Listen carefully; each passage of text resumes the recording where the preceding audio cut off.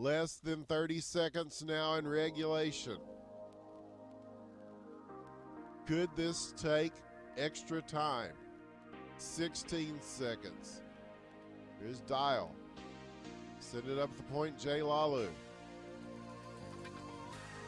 Call midget now, but Matt, 6 seconds, 5, Dalfan coming out. He gets around him, 2 seconds. He's got to do it quick. Shoot the scores, 1 second left.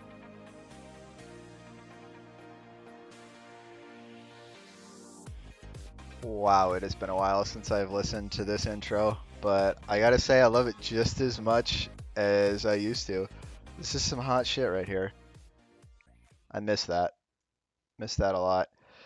So, I'm here with Tony, Tony Flo. How you doing, Tony? I'm doing all right. Doing okay? Yeah, and you are. Having a bit of a good time. I'm nobody. Like it's not really a Oh, big deal, so don't worry about it. I'm just kind of a well, dude that's here. Um, some people call me Dial, others call me Dale or Dilly or Silly Dilly. Not really a fan of the last Sir one. Silly or Hmm. Boston Drew. I forgot about Boston Drew. Yeah, there's I one didn't. person that calls me Boston Drew. Yep, He that called you is that about a week and a half ago to me when we were waiting for you to get on. what for D&D. Yeah, Hmm. yeah. He. I'm pretty Okay. sure he said Boston Drew on Thursday. Okay. Interesting. Good to know. Yeah. Good to know. Okay. So we're here for another episode of the Faceoff. I guess probably the final episode, right? Feel like Well, the it's final one until season 20. Anyway, go on. yeah. Look, we'll let the cat out of the bag on that one, or perhaps keep the cat in the bag. Yeah, let's leave it. Let's leave a There's mystery. no plan for an LHL season 20 anytime soon. Sorry. As far as the public knows. As far as anybody knows, yes, that is the case. I am not planning on participating in any season 20 or organizing it, nothing like that anytime soon. No. Mm-hmm. It Anytime is soon. it is Yes. done and dusted. I'm not going to tell you it's never going to happen, but like I'm not particularly interested in it. At the moment. Yes. I Yes. agree. Okay, that is correct at the moment. Yes. So there is a chance at some point in the future, but it is Okay, unlikely. stop. No more talking about it. That's all I need. There is a chance. That's all me and anyone else could ask for. Uh-huh. We'll see. You're telling me there's a chance. I like not needing to like do wrist exercises every fucking day because I'm ruining my wrists and getting arthritis trying to play this game. Like I enjoy not having to do that. So fuck me I, for not wanting to go back to that. But I enjoy waking up and not having that horrible thought that I have to get on for LHL at some point tonight. see, I also like that, and to another That's what it's extent, part. The wrists can go to hell. I like not coming home from work or whatnot and being like, oh, fuck, we gotta play an LHL game tonight. You got Like, to oh wrangle God. 6 guys in case your starters don't show up. Yeah, exactly. Like, that's not fucking fun, man. Like, I'm so over that at this point in my life. Like, No. just so over that. I don't need that anymore. Yeah. Okay. I agree. So, let's get into it then. This is a wee bit impromptu. And I think, we're just gonna kind of chat about some LHL history, sort of in review type thing, right? I think that's Yep. a good general way to look at it. We've got a series of sort of questions, I guess, to ask each other and talk about various things from teams to players and potentially even getting into something like, specific seasons, but I guess that'll kind of come a bit more naturally. So yeah, we'll see where the discussion takes us.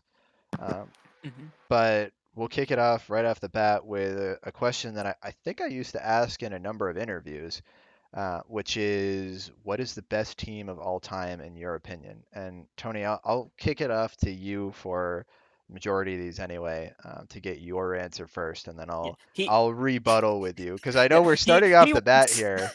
and I know we're gonna disagree on this one. Yeah. So He wants me to go first, so then he can say, "Oh, okay, well that's nice, but here's the correct here's answer." all the Yeah, reasons why you're actually wrong. yeah, and that's fine, and I've accepted my role Hmm hmm as Well, yeah, because you'll secondary. notice there's no Dick Dug here, so you have to play the role of Dick Dug now. Do you think Dick Dug and Panini are gonna do their own version of this? They probably will, Yeah. and maybe they'll call theirs Between Two Dicks, which would be a Yeah, really that's a good name for it that'd to be a use. good name for Yeah. a podcast about HQM stuff. Definitely a Hmm. good name for it. So anyway, All okay, right. we'll continue on with the actual meat of it here. Best team of all time, in your opinion, Best team of all time, in my opinion. Maybe we should objectively. time this objectively. Hmm Well, as you know, which I'm sure you'll get into, so I hate to steal something of yours, but No, go I ahead. think Go ahead. we're both under in the firm belief that for the most part, players and teams seem to have gotten better as time went on, Hmm especially the well players and rosters got stronger.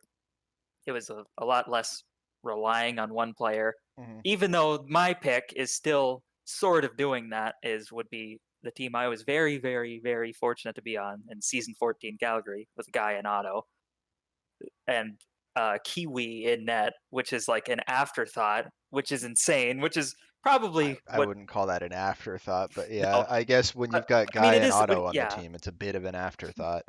Uh, exactly but is that's really what don't puts say it over that to like this. Kiwi. No. Well, he's definitely the big reason why I think this one, because Calgary happened again the very next season. Guyanato and Meat Sale, which is probably the closest. Him and Kiwi are the closest two goalies together to be the best, in my opinion. Like Yeah, PK's, yeah. you can throw his name in there, but in terms of just crazy saves, consistency, I think Kiwi and Meat are 1 and 2 in no real order. My preference would be Kiwi, but that doesn't mean he's better. hmm But so they're in the season 14-15 with you have Guy and Otto on both teams, Kiwi on one, Meat on the other, and then if you allow me to toot my own horn, the defense on the team I picked and I was on was me and Bertha versus 15's Trev Crow and Omaha, which not trying to really knock those guys. I am, but I'm not intentionally. But I think it would be very easy to say that me and Bertha would be you'd take us over Trev Crow and Omaha anytime in terms Yeah. No, I think that's especially fair. at I that think that's fair. stage in the game. I think that's fair.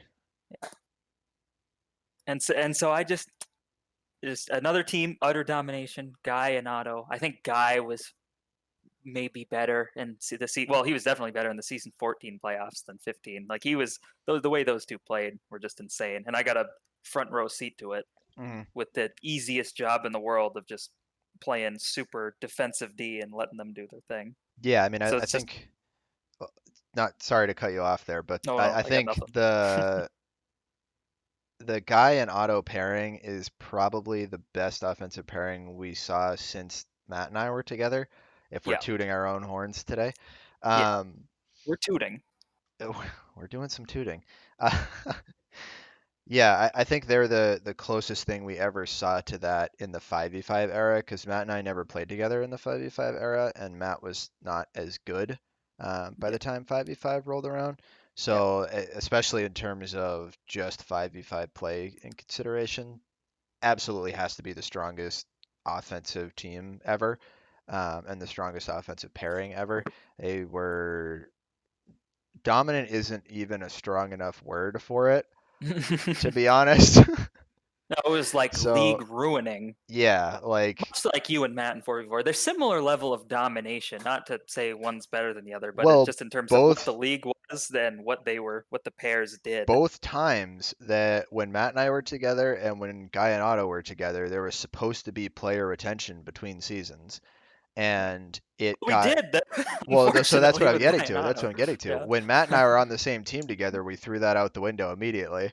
The following season, that idea was no longer under consideration. And then we did allow it for one season with Guy and Otto, but that second season in a row of the same thing, and it was very obvious that that wasn't going to work with the two of them together, which is kind of unfortunate to sort of derail the conversation a little bit. But I did always love the idea of roster building and Yeah, having like consistency in the roster and having some reward for building the roster well. But there is something to be said for like parity in the league, making it fun to still play. And if we had a third season in a row of Guy and Otto playing together, just shitting on the league, I bet you most people wouldn't have come back for season 17. yeah. Like that I probably would have also been a seem to little bit remember, too or much. 16. Well, no, I'm saying if we let them play together again for Oh, season you're saying, yeah, 16, after 3 of that, yeah, after because they would three have in a won again. row, They would have won yeah, again. yeah, exactly. That's what I'm saying. They would have won three in a row, and it wouldn't have been close. And I think after that, it would have been like, okay, we've had about enough. Yeah. No, Because I'm pretty that's fair. sure, I know season 14 they swept both series, right? Didn't Yeah, they go and 8-0 they, in the yeah, playoffs? And then I think yes, in, we did. Yes, sorry, yeah, the big three, Otto, Guy, um, and Tony. and then I believe the season prior to that, you guys lost like one game, or the season after that, they lost like Yeah, one they game, right? lost It was like one eight and in the one or first round. something. Yeah, Yeah. So I mean, that was I believe, the only time anybody's ever swept their way through the playoffs, with the exception of maybe I think season Kansas nine City did, Philly. didn't they? Well, Didn't? okay, so that was later on though. Oh, at the time. At the time, yeah. So okay, so Yeah, yeah, season nine Philly did also win all their games. So it wasn't the first sweep, the first playoff sweep in total, uh, but it was the Kansas City second, might have and lost a game that too. was pretty dominant. Kansas City, I think they they might have lost to Washington. they did not. No, No, they didn't. All they right. also swept. So yeah, it happened three times. But season 14 was the most notable, because even in season nine when Philadelphia did it, because they were still a really fucking good team, and they I think are actually kind of underrated in overall history. Um, they had a lot of closer games. Like they had like plenty of OT games. Looking at the roster or the schedule here now, they had a double OT game, two OT games, two or three games that were only 2 goal differences, and then only one game that was a blowout in their favor. So as opposed to season 14 Calgary, which just completely took a metric dump on. There was no question. That is the Yeah, only time I've ever been on a team where I was 100% sure we were going to win.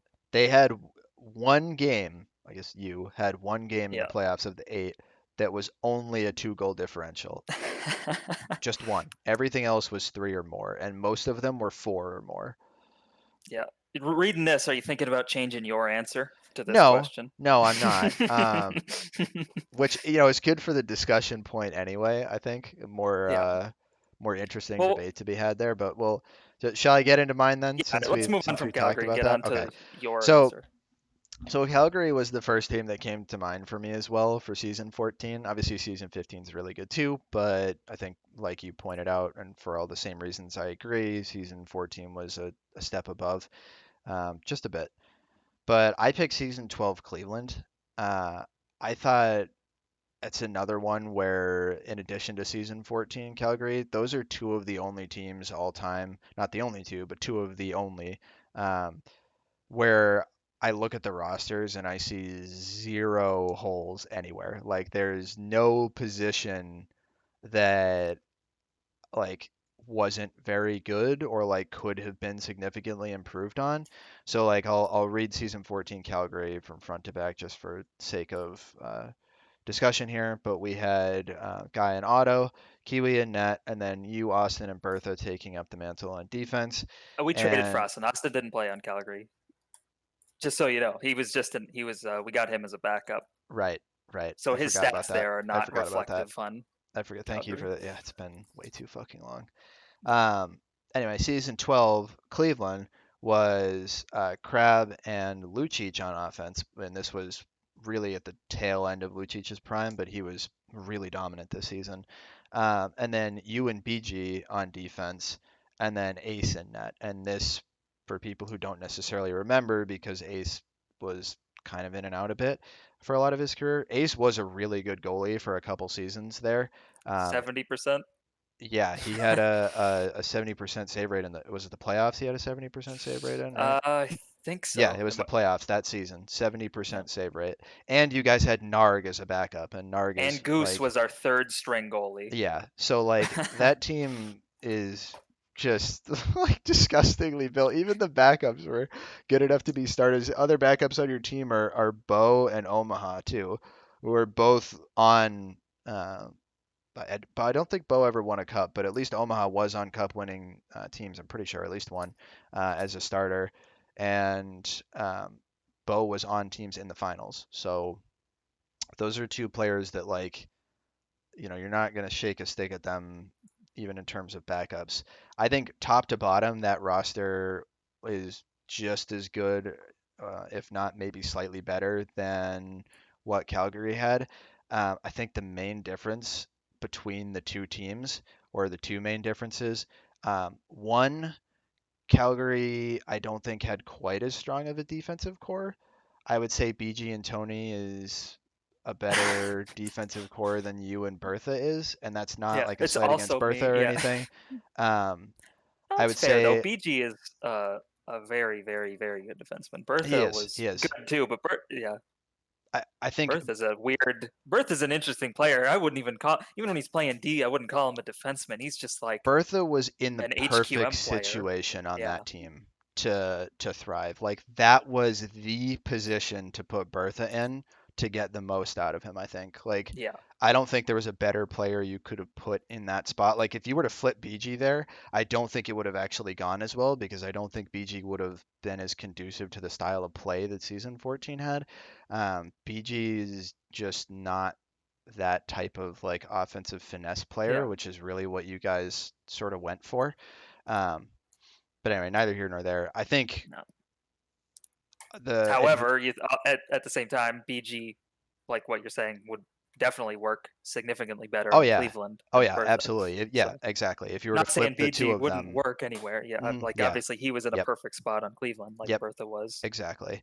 Um, and yeah, I just that team was more complete. I think Cleveland was, and not as reliant on and not to say that like the rest of the team wasn't good or anything like that, but Calgary sans Otto, I think would be a lot worse than Cleveland sans Yeah. Lucic, because Well, Cleveland Cleveland was was good without exactly Lucic. That's so the thing. Cleveland for reference for people who don't know or don't remember, Cleveland traded for Lucic during the season, which was a bit dramatic, something that I have very strong opinions about but won't share here. Uh, they traded for him, but even before that, they were still a top two team and were contending for a first seed the whole time. They were not out of it at any point, and you Oh, guys had a really strong, very talented team even before that. So trading for Lucic was like the icing on the cake, so to speak. Whereas I think Calgary, if you took out Otto there and replaced him with I don't know, someone like, let's say like Drag or something like that, right? Like there's just maybe like a slightly lesser forward than, in comparison to Otto. yeah. I don't Most think, people are lesser forwards to Otto. yeah, that's still a playoff team, but that team does not sweep the playoffs. That team is probably not the first seed team that season, I guess No, is kind of where I'm no. going Well, with yeah. that. And Otto makes Calgary what oh, it for was. sure, for sure. And that's not to take away from anything that you guys added to it, but Otto was on a complete another level that season, and it's hard to know exactly where you guys would have been at if you didn't have access to that. Whereas Cleveland didn't rely on their superstar forward to like pull them to the finish line. He was like the extra bit that just like pushed them so far over. So those were like the two biggest things that I considered. I also feel like, and I know you might disagree a little with me here, that in terms of at least performance, the way the teams played that season, I feel like season 12 had better performing teams than season 14 did. If you look at season 14, there's only one other team with a winning record, and that's New York, who was actually eliminated in the first round of the playoffs in an upset. And we'll touch more on them later, I'm sure. But I genuinely thought um, that a lot of the teams really struggled that season and couldn't put it together despite having like pretty decent rosters on paper, it's pretty clear that that was a problem. I mean, we had 4 teams that couldn't manage a winning record between any of them, and it was pretty clear that there was a large discrepancy between the top 2 and the bottom 4. If you look at season 12, it's kind of similar, Yeah. but at least there's a second team with a winning record, and there's at least one more that was actually pretty close to 50% and wasn't like a complete whitewash. If you look roster for roster, obviously they don't look quite as good. And as you spoke about before, the Yeah, farther before we we started get the recording. into, yeah, well, not even that, even in Oh, I your thought you were talking about season initial 12. response to this question, right, you pointed out that as time went on, the teams got a lot better. And I think there was a big improvement between even season 14 and season 12 in terms of what the average player brought to an LHL team. I think that level continued to go up and up and up and up and up as we move on through the seasons up to season 19. Um, so anyway, final point that I'll make for that is statistically, I think Calgary had, well, I know Calgary had a lot of better stats in their favor. They were better defensively in terms of shots against, better in terms of giving up less goals and a better save percentage, despite that they didn't have Kiwi, who was, as we both know, incredible. And they also generated more shots than Calgary did, which you could say part of that might be that Calgary mercied more games, so the games ended early. So there's definitely, something to say for that. But if you're someone who subscribes to PDO at all, which I think there's some value to it, but I don't think it's an end all be all. Calgary had 115% PDO, which is like insane. Like it's just super fucking high, whereas Cleveland had a PDO of only 106. So when you look at it that way, you could definitely say that Calgary was, in a sense, a little bit luckier, perhaps. A big part of that was their shooting percentage was way, way higher, about 10% higher than Cleveland's. Average shooting percentage in the LHL was typically like high 30s, low 40s for a team or a player. And for Calgary as a team, their shooting percentage was nearly 50%, which is fucking unbelievable over the course of an entire season. And they definitely put themselves in a position to be lucky, so there's a lot to say for that. But I do think it's something that you can also point as like, okay, play that season over 10 times. Do they still have a 50% shooting percentage every single time? Like, Yes, I agree. I don't know if they Otto do. Otto I don't does. know if they do. So Otto might, but the team as a whole, I don't know. So I think in my opinion, they're 1 and 2, whatever order you put them in. I think season 12 Cleveland is, if not the best team, the second best, and I think putting them any lower than that is uh, sort of disingenuous to what they were and what they accomplished. Um, and I think you would at least agree with me on that, right? Yeah, it's funny being on both teams, even in by the time, at least on Cleveland, by the end of it in a lesser role, kind of playing very defensive D. So I'm not saying I'm a huge piece of really either team. Calgary a little more. I guess I played some. I kind of played the number 1 D spot there for that Hmm. team. But again, not that it was that. Not like I was doing a whole lot of work, really relying on Kiwi. But so I don't know. It's weird to compare the two. I definitely feel being on the team that Calgary was an easier time, and so maybe it is something about the you're there's something there about you being right about it being easier. They're easier competition in season 14. And but if you let me have a minute more to talk about this, I Go know we've for been it. talking about this question forever, but on the flip side, looking at season 12, which you touched on for me, but Hmm.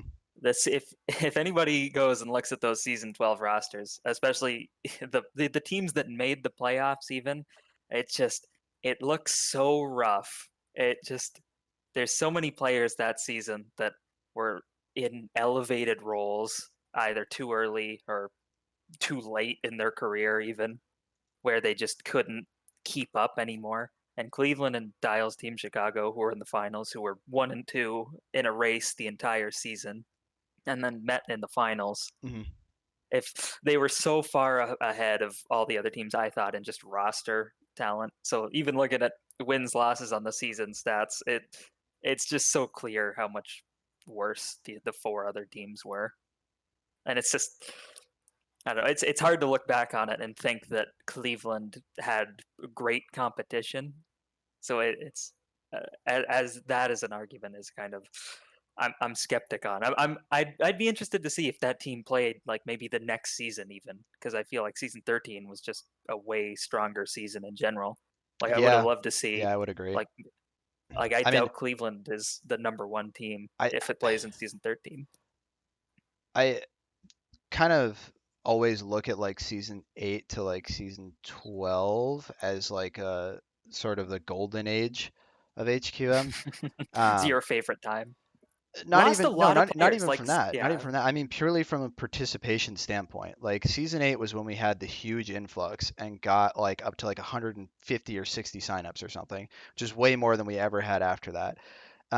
We like through season 12, we maintained a lot of those. And that's why I kind of look at it as the golden age because that was when like the RSL really blew up and turned into something that was much less of a joke.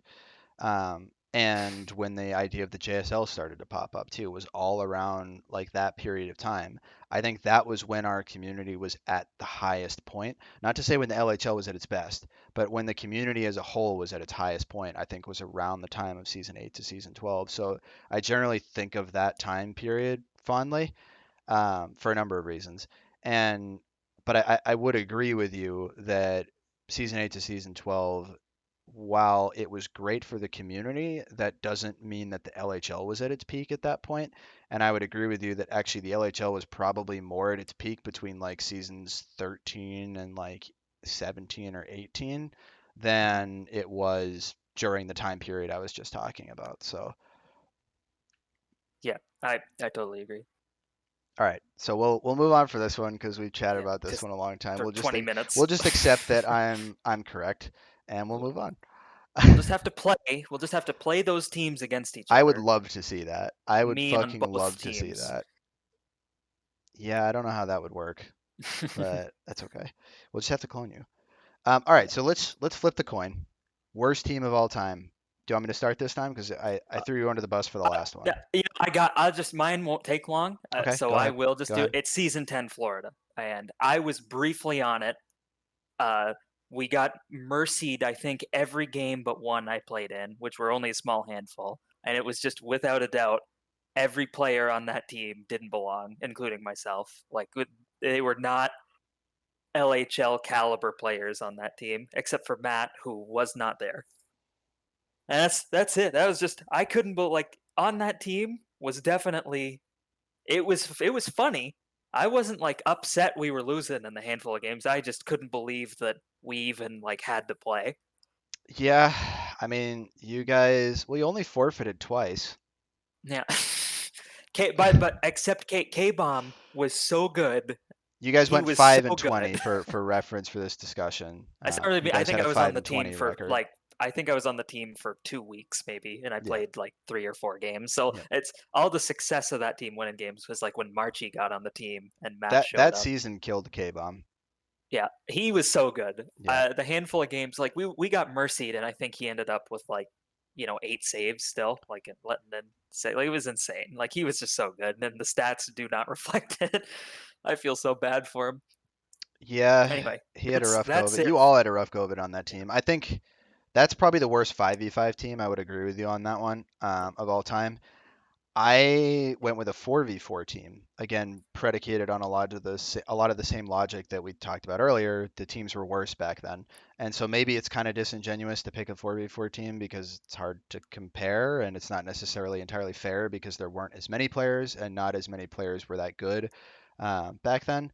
But season 5 Minnesota is one of the worst teams I've ever seen in my entire life.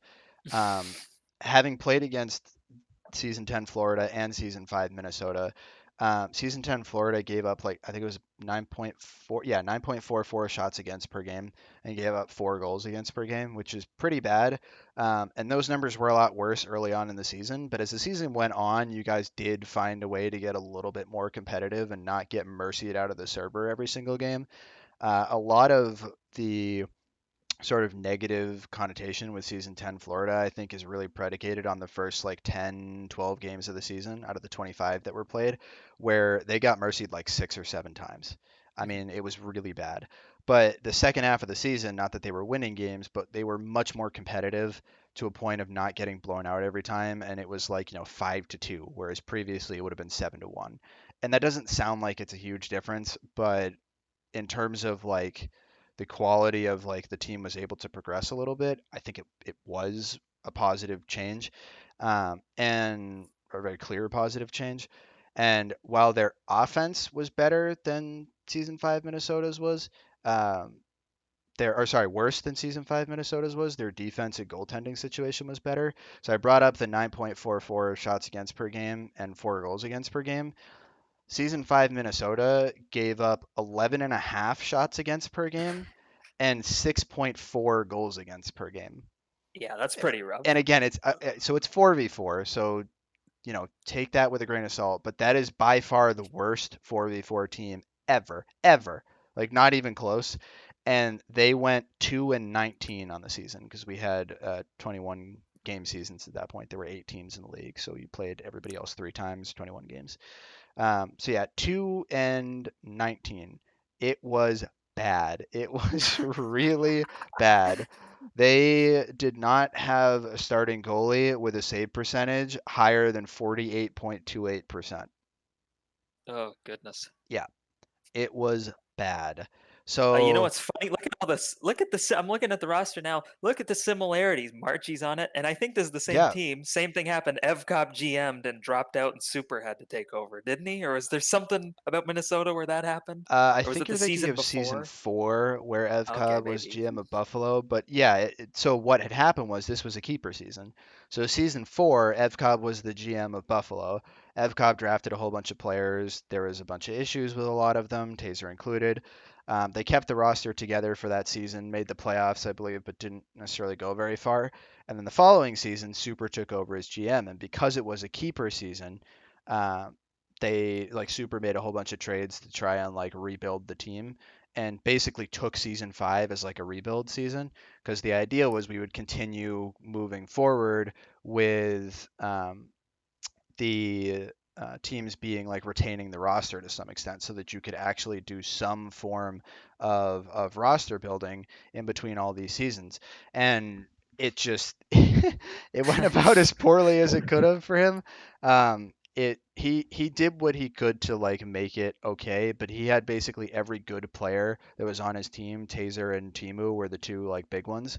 They didn't want to stay with him. So they either turned down protection or requested a trade. So he was left with virtually nothing. And because so many other good players had been protected going into the draft, there was nothing to pick from in the first round. Mhm. So he was left completely screwed, basically. I mean, his top forwards were Kipe and Hesse, who most people won't even know those names at this point in time. I thought So Kite played D. no, Kipe was a forward. Oh Um, God. yeah. So not a great situation to be in. So I think they edge it out in terms of worst teams. If you take everything into account, era adjustment and whatnot, you Yeah. could probably make an argument that Florida deserves to be there. But I think season 5 Minnesota takes the cake. Yeah. If they played against each other, at Minnesota five would five lose. five or 4v4, yeah, Minnesota would Minnesota would lose. lose. But there are a lot of the same players on both teams, which is interesting coincidence. Yeah. So, okay, let's shift to something a little bit different, but kind of in the same vein. Most underrated team of all time. Yeah. You take this one. Okay. So I went with season 14 New York on this. Yeah. As you mentioned, And the only other team with a winning record that yes, season. so they went, I believe it was 15-5. Let me pull it up again just to be absolutely sure. But Yep. they got to take advantage of a season with not so many great teams. So I do, completely concede that. Um, and I think their first round exit to Chicago kind of was a bit unceremonious, to say the least. And I think that kind of colored a lot of people's opinions of sort of what that team was. But if you go Is like that when actually, Marchie didn't show up for? I think so, yeah. Yeah, he Um, didn't. yeah. if you look at their roster doesn't contain people that we would think of now as being like amazing players necessarily. Like they had Meatsail in net, which is really good. They had Dick McButts on offense, which is this is probably like the last season where DMB was like really at the top of his game and like really good. Um, but he had already started to kind of take a drop off. Then they had Marchi, who was playing D for like the first or second time. Might have been the second Breakout. season. So yeah, this was really probably his breakout season if you're going to point to one of them. And then beyond that, they had Tall Midget and Java. And none of these are names that really jump off the board, even back then, outside of Meat Sale and DMB.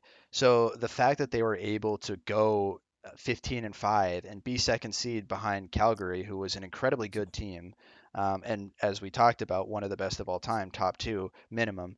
The fact that they were able to do as well as they did in a time where teams were actually like pretty good on the whole in terms of like what they could do or what they could accomplish. I think it's really underrated what they managed to achieve that season, and that's one that I think. It, so it's hard to say how other people feel about it, I guess, right? Because we don't talk to a lot of people Hmm. about these things anymore. So it's hard to say like where that team sort of lies in most people's memories. But I'd be willing to bet that's one that wouldn't come up very often in terms of like really good teams that were kind of forgotten about, so to speak. So I think they deserve a good shout at this. Yeah. The other one I would put up is actually a cup winning team that I mentioned earlier, which is season 9 Philly. They were the first team, as we mentioned, to ever sweep the playoffs. And they did so with a lot of close games, but that was pretty unheard of. I don't think anybody had even gone like 8-1 before. So this was like pretty crazy for them to have done that. And that was a huge accomplishment at the time. And it contained a lot of names that like didn't really like see it through all the way to the end. Um, like they had Jay Lalu on that team as He was the good. starting forward, and he was excellent. He led the league in points, and he never really played again after that. They also, I believe, had Fat Squirrel as a backup on that team. I'm pretty sure that was Fat Squirrel's first season Yeah, and I think starting to get into net, and where we he actually split it with saw Briz in that. the playoffs. Yeah, so that's the other Yeah. thing. They had Briz on that team, who again recency bias wasn't as good towards the end Forgotten of his player. career, pretty forgotten, but very good player at his peak, very good. Up there with like what Meatsail and Kiwi could put out in terms of quality. And then Fat Squirrel, who had the single greatest goalie season of all time, uh, was the backup on that team. But they had Zam and Taze on defense, two of the best defensemen ever. At Jalalu their peak. was, yeah, Jalalu was absolutely nuts. And then they had Dildozer as a secondary forward, just there to pick up the trash, so to speak, and take advantage of the opportunities that were created with him, for him. And I think he really benefited, and the team benefited from all the space that Jalalu, Zam, and Taze were able to create. And when you have somebody like Briz in net with Fat Squirrel as a backup, there's no concerns there either. So that's another one that I think deserves a good shout. And that's a team that actually won a cup that I think gets kind of forgotten about or passed over, even though they were one of the better teams to ever win, in my opinion. Yeah, I remember being like a backup, I think, but I was on the cast of the finals, and I didn't really appreciate how good a team it was then. And looking back, it's insane how stacked that roster is. Hmm. It's just crazy. Yeah, yeah, they were really good, but tough to tell how good that team would have been in the future because it's almost hard to know whether or not Jalalu was a one season wonder or if he actually would have been like, a really quality starter for several Yeah. seasons because he was really fucking good that season. Well, Really fucking you good. don't lead the league in points by accident. No, you don't. He was You don't. good. Yeah. So your opinion, most Uh, underrated team. most underrated. So my pick, I was having a hard time on this one, and my pick ended up being just a homer pick, which I do apologize for. I know nobody wants to hear them talk about how great their teams are, especially because somebody like me being so fortunate to be on so many good teams. We've already talked about Cleveland and Calgary, but I think another team that is so good, like so very, very good, but ran into a team that absolutely had their number was our Anaheim Ducks in season 17 with you and Okay. Taser. and me and Quacky and Yep. Dalphin Yep. net. It's such a good roster, Yep. and I think we were pretty high up in the standing. We were a good team. I think we were I second. yeah, we had Yeah, we it's were just a second. We were tied in points with Kansas City, but we did not have the head-to-head tiebreaker with them. So I believe we were second that season. Yeah, And if I and but they look, yes, that is absolutely correct. Kansas City absolutely dismantled. Like I have never every time I've gone into a playoff round, even if we are the worst team, there's always a hope. It's like, we can do it. With I was so sure Kansas City was going to smash us, and they did, rightfully so. They had that is the Kansas City team is another one that could probably go in the list of best teams ever. And the guy and meat sale combination with Marchie and Austin on D, which is like the best defensive pairing I've ever seen, played Mhm. against at least. Because, like you said, Zam and Taze, that's something before my time. Those guys at their peak together, I didn't Mhm. really play against it. They were the best They two had, defensemen in the league on the yeah, same team at the same time. It's fucking and which crazy. is something I would probably agree with. At least when they were together, Marchie and Austin, they were unbelievable the way they played with each other. Like they Mhm. they elevated each other to the point where they were definitely like the 1 and 2 best defensemen that season on a team with the best forward combo. No, that's So fair. again, That's fair. talking about this team. The question being underrated is our team, our Anaheim team, was such a good roster, and I think would be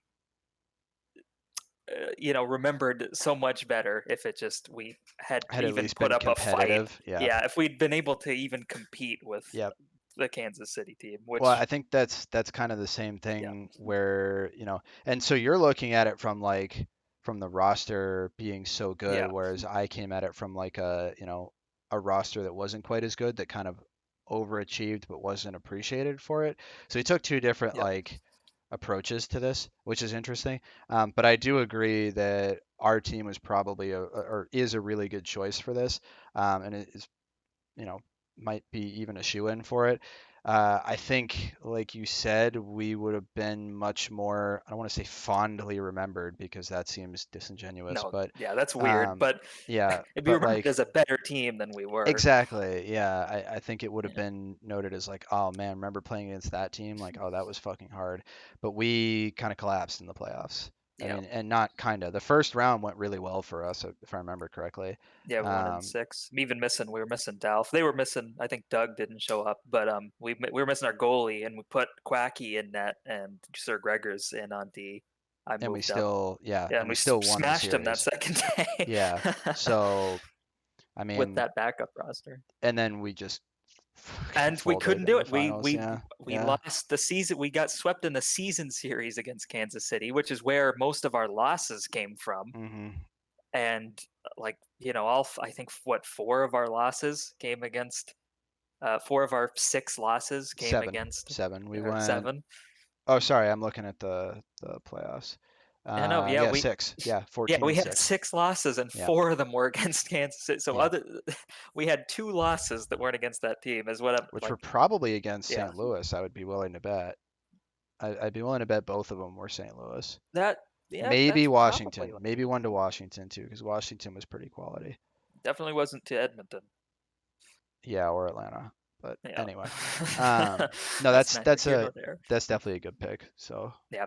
I hate doing it because it's a team, I'd like to maybe point the spotlight on another team that maybe I have a better or I have a worse insight on that's more fun to speculate as to why they're not remembered or why it didn't work. But I guess at least Anaheim's the easiest pick for me because I was there and I know exactly what went wrong with it.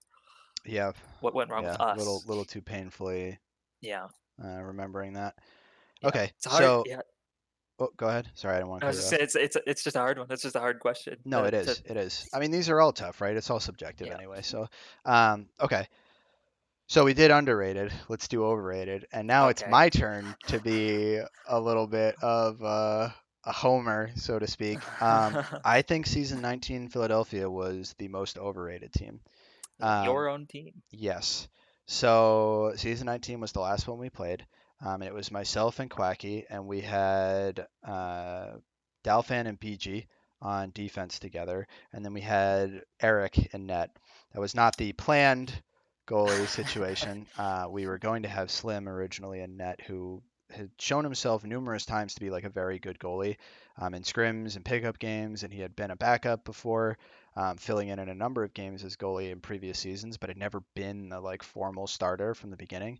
And unfortunately, he bailed on us, so we ended up having to go to Eric. And um, that team was the first place team in the regular season. We had like a 6 point lead or something like that on second place at the end. Like we were pretty solidly first place, but that team got there basically because Quacky and I scored a lot of goals. That was pretty much how that team lived and died. And that's exactly how the playoffs went. When we didn't score a lot of goals, we collapsed miserably. We were not a complete enough team to be able to win based off our defense or based off our goaltending at all. So as soon as the scoring dried up, the chance to win went with it. And I think that's sort of a differentiation between that and season 17 Anaheim, where I'd say if you look at both, season 19 has a couple more holes in the roster um, than season 17 did, but they both met sort of the same unceremonious collapse in the finals where they just didn't put up enough of a fight and just kind of bent over. Um, and obviously that really colors the opinion of both teams long term. And maybe it's just because it's the last official season that we played, but I don't think, looking back and thinking back on it, that our team was as good as what it looked like we were based on the standings and whatnot. Because during the regular season, as you know, like most people don't take the games quite as seriously in the regular season as you do in the playoffs, right? Like in the playoffs, you Yeah, show and you up run into a and lot of backups in the regular. You get an easy exactly. game every now and then that Yep. you're able to capitalize Yep. on. You get easy games. You get times where like people, like you said, just don't show up. And people don't care as much about the regular season games. So a lot of times, somebody like a team will start off bad and they'll just kind of be like, whatever, fuck it, who cares, and just kind of try to have fun with it for the rest of the game after going down 3-0. Whereas in the playoffs, that doesn't really happen. You really have to earn it a lot more in the playoffs most of the time. And the teams do a bit more like preparation, kind of. I don't want to say like you're going in with a whole game plan type thing, right?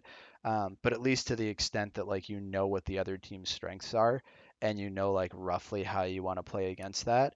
And on a playoff day, you've probably scrimmed and practiced for like an hour or two minimum before you get on. Whereas a lot of people just get on right before a regular season game. Maybe they play one scrim and they hop in and go with it. So there's a lot more sort of like pre-game prep almost that I think makes the playoffs more quality and more difficult to work with. You also don't get to feast off the bottom two teams either, right? And get 4 or 5 free wins from each of them, plus however many points come against those, which is always something that I thought would be interesting too. Taking a look at how Where your to points come yeah, where against. where do points as a player, but also as a team come against in terms of the competition you're facing. And I'd be willing to bet that Philadelphia in season 19 took advantage of the lesser games that we played and looked good because we dominated in those and were kind of a little more mediocre in the rest. So that is sort of my assessment of that. Yeah. But I genuinely don't know how you feel about this one, so I'm curious. All right. Well, my answer, uh, one of the ones I sort of feel almost bad answering, but I will. I'll give my answer and I'll break down why. Is going back a couple seasons uh, before our last one. Is Otto in Calgary was so good, and he a little bit ran over into my pick into the season 16 Montreal Maroons team, Okay. which Okay. I I kind of had a was it. feeling you Yeah, might go here. yeah. Okay. So this is a good team. I'm not saying it's a bad team. This is a good team that is overrated in terms of how they were such a dominant, scary regular season team. But by the end and into the playoffs, Otto had fallen off quite a bit. whether it's ping, whatever, you could speculate what Which happened to in Otto. fairness, Yeah, falling off, we mean going from like 4 points a game, which yeah, is what he was at for the regular season, which is fucking incredible for yeah, 5v5. I mean, getting to 3 points a game in 5v5 is insane. Getting two and a yeah, half is really fucking good. Really fucking good. yeah, Getting to 3 or higher is amazing. 4, which is what he was at for the majority of that season, is unbelievable. Like we're talking Matt levels of dominance, like just unfucking believable. yeah. But go ahead. Sorry. Yeah. No, he still finished with 3.74 points per game, which is Hmm. insane. Like Hmm. he was so good at the start, but by the time he fell off, and like it was such, I don't know, at the time at least, again, I don't know what people think about that Montreal team. I don't think I've asked anyone besides maybe you what they think in retrospect about Hmm. that Montreal team. But looking at it and remembering and us playing them in the playoffs, and that was close. That was we game 7 overtime is Hmm. how long it took us to beat them. Like I'm not trying to take Yeah, anything it was a away wild from series. the fact that that was a good team, but that team was at one point a Calgary level scary dominant team, and there were just too many weak points. It just didn't have the strengths that Either those of the Calgary previous teams, Calgary teams yeah, had. either Yeah. of Otto's older Yep. teams No, I would had. agree. It's just in terms of a team where Otto did so good individually, and it's got Taze on it. It just Haybert was just coming in, and he didn't do that great in the playoffs. Omaha was starting D. Ike was really good, but I He remember at the disappeared time in the thinking he playoffs. was, yeah, He and completely he's a disappeared.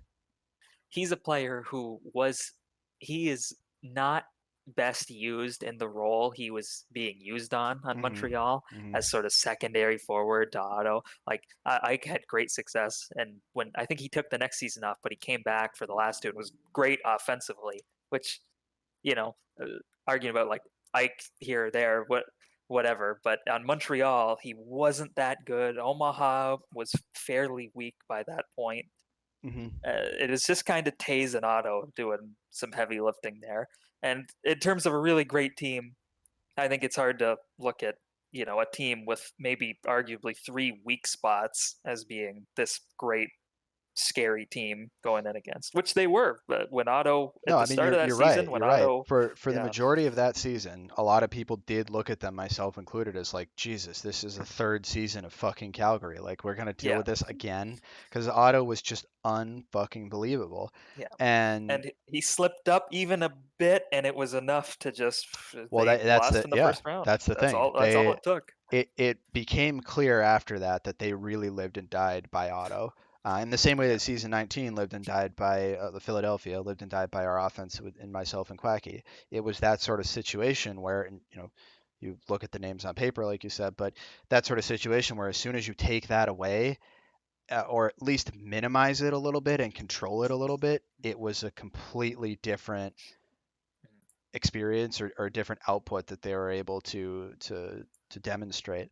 Um, just it's hard to say and pinpoint specifically why, but like you can look at the playoff stats as an example. He went from 3.74 points a game in the playoffs, and I seem to recall the last like third of the season, Otto finished at only like 1.5 points per game over yeah. those For like the 7 or 8 after he games. fell off, yeah, Um, the final third stats are way worse than. Yeah, yeah, I'd have to pull it up because I have it somewhere, but I'm pretty sure it was about 1.5 points a game for him over those final like 6, 7, 8 games.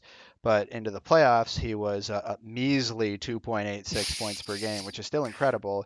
But you look at the rest of the team, Ike was at 0.86 points per game. Like he completely disappeared. His offense was totally dried up. And if I remember correctly, he got all his points in like the first 2 games of that series and then Mhm. did nothing the rest of it. And like you said, a lot of that is a utilization problem. They really didn't use him very effectively. Um, Yeah, and I think that's he's just not a good because fit on that team. I think no, I is don't I he's don't a think he ever yeah. was. I don't think he ever was. And they didn't have a like truly great offensive defenseman. Like Taze is amazing. I would say he's the best defenseman of all time. But Taze's strong point was never that he was like this great offensive defenseman. He could put up numbers and be pretty good, but he wasn't like an offensive defenseman. That's not how you would describe him. And Omaha was in the same boat there. And like you said, Ike's not a supporting forward either. So you have three people that all are not really great at facilitating offense necessarily. Like that's not their strong suit. And when you combine that with just a lone carry that is trying to do everything himself, when things aren't going well, that's a recipe for disaster. And I know that firsthand because I went through that several times myself. So I can certainly speak to that. So that is a really good choice. Yeah, yeah. It's just a team that it finished great, and I remember how scared everybody was to play them all the Oh, time. we They were thought we were going such to get a swept in the yeah, first round of the playoffs. yeah. It was Like, a Yeah, I had actually. That's another one. I knew we were gonna get swept by Kansas City. I went into Montreal thinking we could do it. It was possible, and once I think we came into that last day tied. It was like so reasonable. It was like we could no, we were envision it, down and three then to we did one in it. that Yeah. series on Oh, that even last day. okay. Even still, yeah. That's the. I remember I'm this glad happened a you couple had times to me faith being in down that. 3-1. I did. I was down. That happened twice to me. I was on Florida against New York in season 18, and against those guys. Sorry, I got them mixed up. But I remember both days, like waking up that morning thinking, well, yeah, better practice. Like I can beat these guys. We can do it.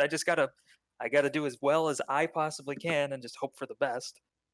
Because so many things are out of your control. You just have to work as hard as you can, and just hope everybody else does the same. Hmm. And yeah, so everybody we played well that day. They didn't play their best. That not that again they're a good team. They just weren't at their best, which is the whole point of them. Which is what I think separates them from being a That's great fair. team. Yeah, that's fair. Okay, so let's switch gears a little bit, but Yeah. still kind of focusing on some of the best teams of all time type thing. What's a team that you would have loved to play on? Uh, I think I have the easiest choice of maybe any player you ask this. There's a lot of great ones, but Well, for so me, this it's is season. so Yeah. before you answer, this is Okay. interesting for me because you are on both of the top two teams of all time. So I feel like Well, I know. anybody else would have an easy answer being able to say, "Oh, give me one of those two fucking teams." Yeah. Like I'll tell you right now, it'll be that for me. But Yeah. like, Well. so I'm really interested in your Yeah. perspective because Well, it's even anywhere is almost a easier for step me. down. Yeah, no, yeah. Well, almost anyway. So again, like I said, well, everybody else, there's I think a few great teams to pick from, but for me, it's not even a question. It's not even a question of if I join the team, will I ruin it? But I would 100% not think twice. Season 15 Calgary. Okay. if it just carried me over Hmm. in addition to Otto, and it's got meat sale instead of which I said earlier when I was talking about them. It's not a huge difference. It doesn't Yep. really matter. Makes a lot of Uh, sense. it's just the only thing it's missing is Bertha. I get either Trevcro or Omaha, and I would be fine with that. Yep. Makes a lot of sense. So for mine, I went with actually season 12 Cleveland again. Yeah, Um, of course. Same answer. So yeah, same thing. They were a really fucking good team. I would have loved to have seen how that team would have been able to do with me instead of Lucic. I don't think the end result would have been any different. It still would have been just as dominant. But it would have been fun to play on that team. A lot of the guys that were on that are people that I loved playing with and would have loved more opportunities to play with. And that was probably the peak of like Crab's career.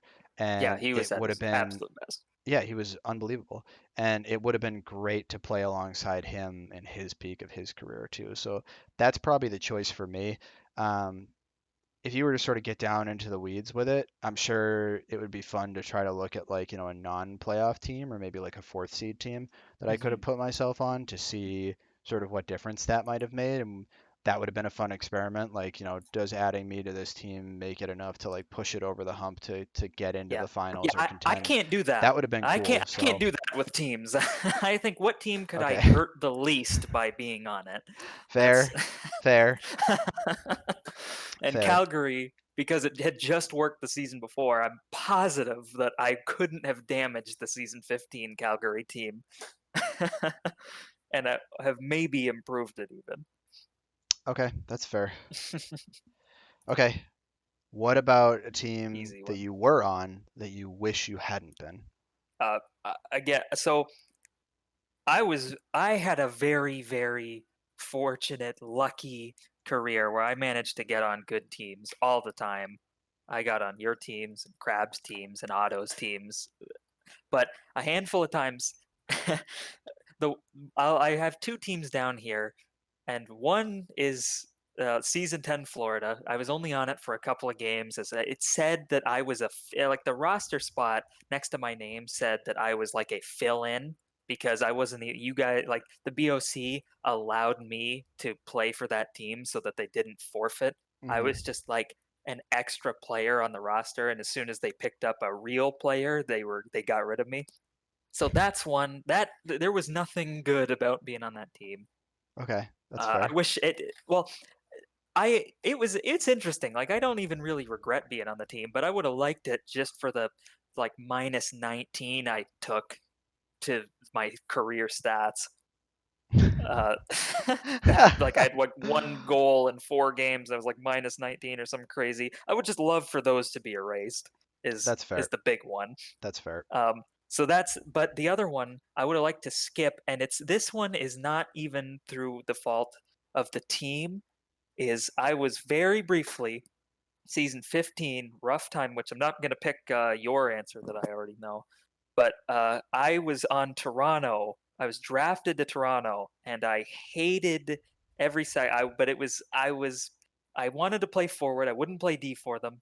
I ended up hurting the team composition. I didn't play well with Lucic on O, so I played one game for them. I might not have even. I think I. I think I played a regular season game for them. Like I don't even remember if I got to that point. Hmm. And then they ended up trading me for I don't know whatever. That was a rough season for me in general, but that team, I feel like it would be better for me because I hated every second on it. I didn't want on that team anymore. Like it didn't work, and they for sure didn't want me. And were as we saw as the season went on for them, they were better off without me. So like that was just a bad situation. It was a waste of a picking me. They should have went with somebody else. So And looking at yeah, the roster, given where you ended up and who's on that team, I would be willing to bet that it was a U for BG trade, 1-to-1. yes, I think yes it Um, was. that looks right, given the Yeah, Crab drafted BG, and then he traded for me. And there's another. I didn't play D for him when he wanted to try juice on forward, and yep, he ended up trading me. I got traded again that season, and I ended up with you on Washington. Speaking of yep, you on Washington in season 15, what would yep. your pick be for Yeah. So it would probably be season 15 Washington. There were a lot of teams that I would have liked to not be on. that Um, you were on? yeah, a lot of them I was GM for, so I can't even Yeah. I can't pick those. It's not really fair to pick those anyway. And there are a number of teams that I only spent a short period of time on. Like if you look at season 9 for me, I bounced around between 3 different teams, which is the only time I ever did that. And pretty much every team I played for that season was not a pleasant experience. But again, all those were so short-lived that it kind of feels disingenuous to pick those. That's kind of Um, the thing about mine too. They were so I was barely on either team, and yeah, so if I was I looking had at a a very good career full of great teams and mhm, great teammates. I mhm. don't have a lot of regrets on teams I was on. If I was looking at a season over the like course of it, then yeah, season 9 would be the one. But if there's one specific team that I really didn't enjoy being on was probably season 15 Washington. So that was the first time we had ever had a non-playing GM, and that was T-Lors coming into GM. And I was entering the draft as a player, which was somewhat rare. I GM'd, I think, more frequently than I was a player for, or something like that. Although it might be pretty close because there was a lot of player But you protections were in there in the too. draft the last season So too, yeah, so it so was a stretch of not GMing. mhm. um, I think I had gotten pretty tired of GMing for a while after that, so that was my like break of doing it. But I ended up being drafted first overall, and as soon as we announced that Taylor's was going to be the GM picking first because he's a non-playing GM, it was kind of a foregone conclusion that I would wind up being the first overall pick. So I knew for a while that was going to be the case, and it wasn't something I was super looking forward to be honest. Um, Coming into a team that doesn't have a player on it already kind of sucks. Mhm. Like because he was a non-playing GM. So it wasn't like I had at least like a starting caliber player that I was going to join. Like typically the first pick GM is, somebody that is at least like capable of starting. That's just not quite as good as some of the other GMs are. So like you think of like McJaba as an example, or I think Kapanen maybe had a first overall pick a couple points in And he time. picked you the season Um, before on Vegas. so, but these are players that like they are going to be starters. Like you have something to work with when you're picked. You're not the only player. So getting drafted there and being the only one from the start, I felt like put our team at a disadvantage because like at a significant disadvantage because we were starting with just me versus every other team that like let's look at Chicago as an example starts with Crab and Tays. BG, Crab and BG. He Uh, traded for Tays. sorry, Crab and BG. And then fucking Toronto with Got like Leafs and Lucic. Well, Lucic and was Guy still and like actually Otto. good. And yep, and Guy and Otto and Skis got DMB. And Skis wasn't like, an incredible player or anything like that at that point in time, but was still a starting goalie. So you still had something. Or even Cap's team where I think it was him and He, Gabe. I think he traded for Gabe. I think he started with Tays because Okay, this so was the him and protections. Tays. He Yep, that makes protected sense. Tays. Yep, so Yeah, him and Tays. So it's even worse. Like for well, the point I'm making. So it was just kind of a shitty situation where we were definitely one of the worst off teams at that point in time, um, starting out with just me. And I think it showed. We were able to draft pretty well. Like we got Delphin you had and Dalph and Gabe. Yeah, you had Gabe. yeah, so we had Delphin Gabe, and that's like pretty good. I mean that the three of us together were core of the season 8 team, which blew up the fucking league. We were really fucking good.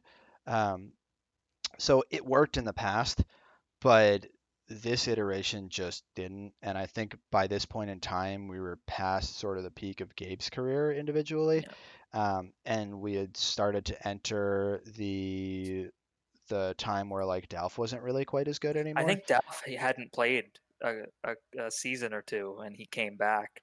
I don't I remember think the this. exact context of it, but Dalf was not at the peak that he Yeah, you was. can definitely Um, tell looking at the stats that he, season. yeah, so he was really fucking good for like a good stretch of like 3 seasons there. If you go look at like season 10 to season 12, pretty much, he was fantastic for those 3 seasons. And after that, he sort of kind of hit a wall and started to regress a bit, I think. And I'd be willing to bet he'd be willing to admit that himself. But it was definitely not the same like pairing that what you might have expected from like 3 or 4 seasons prior to this, where the two of us were on the best team together in the league. So on paper, I think our roster looked like decent, all things considered, I remember but thinking that. Yeah, it I just remember it seeing it. it never panned out. It didn't work very well. We didn't function very well together. We didn't play around each other very well either. It like Delph and I had some really great chemistry, but at that point in time, it had fallen off and sort of dissipated and was nowhere near as quality as it had been in like season 10 when we were really good together. So, and that was also during like probably the worst stretch of my career personally. If you're looking at like a couple seasons back to back, um, I think that Finished was second in points that season, by the way, for anybody wondering.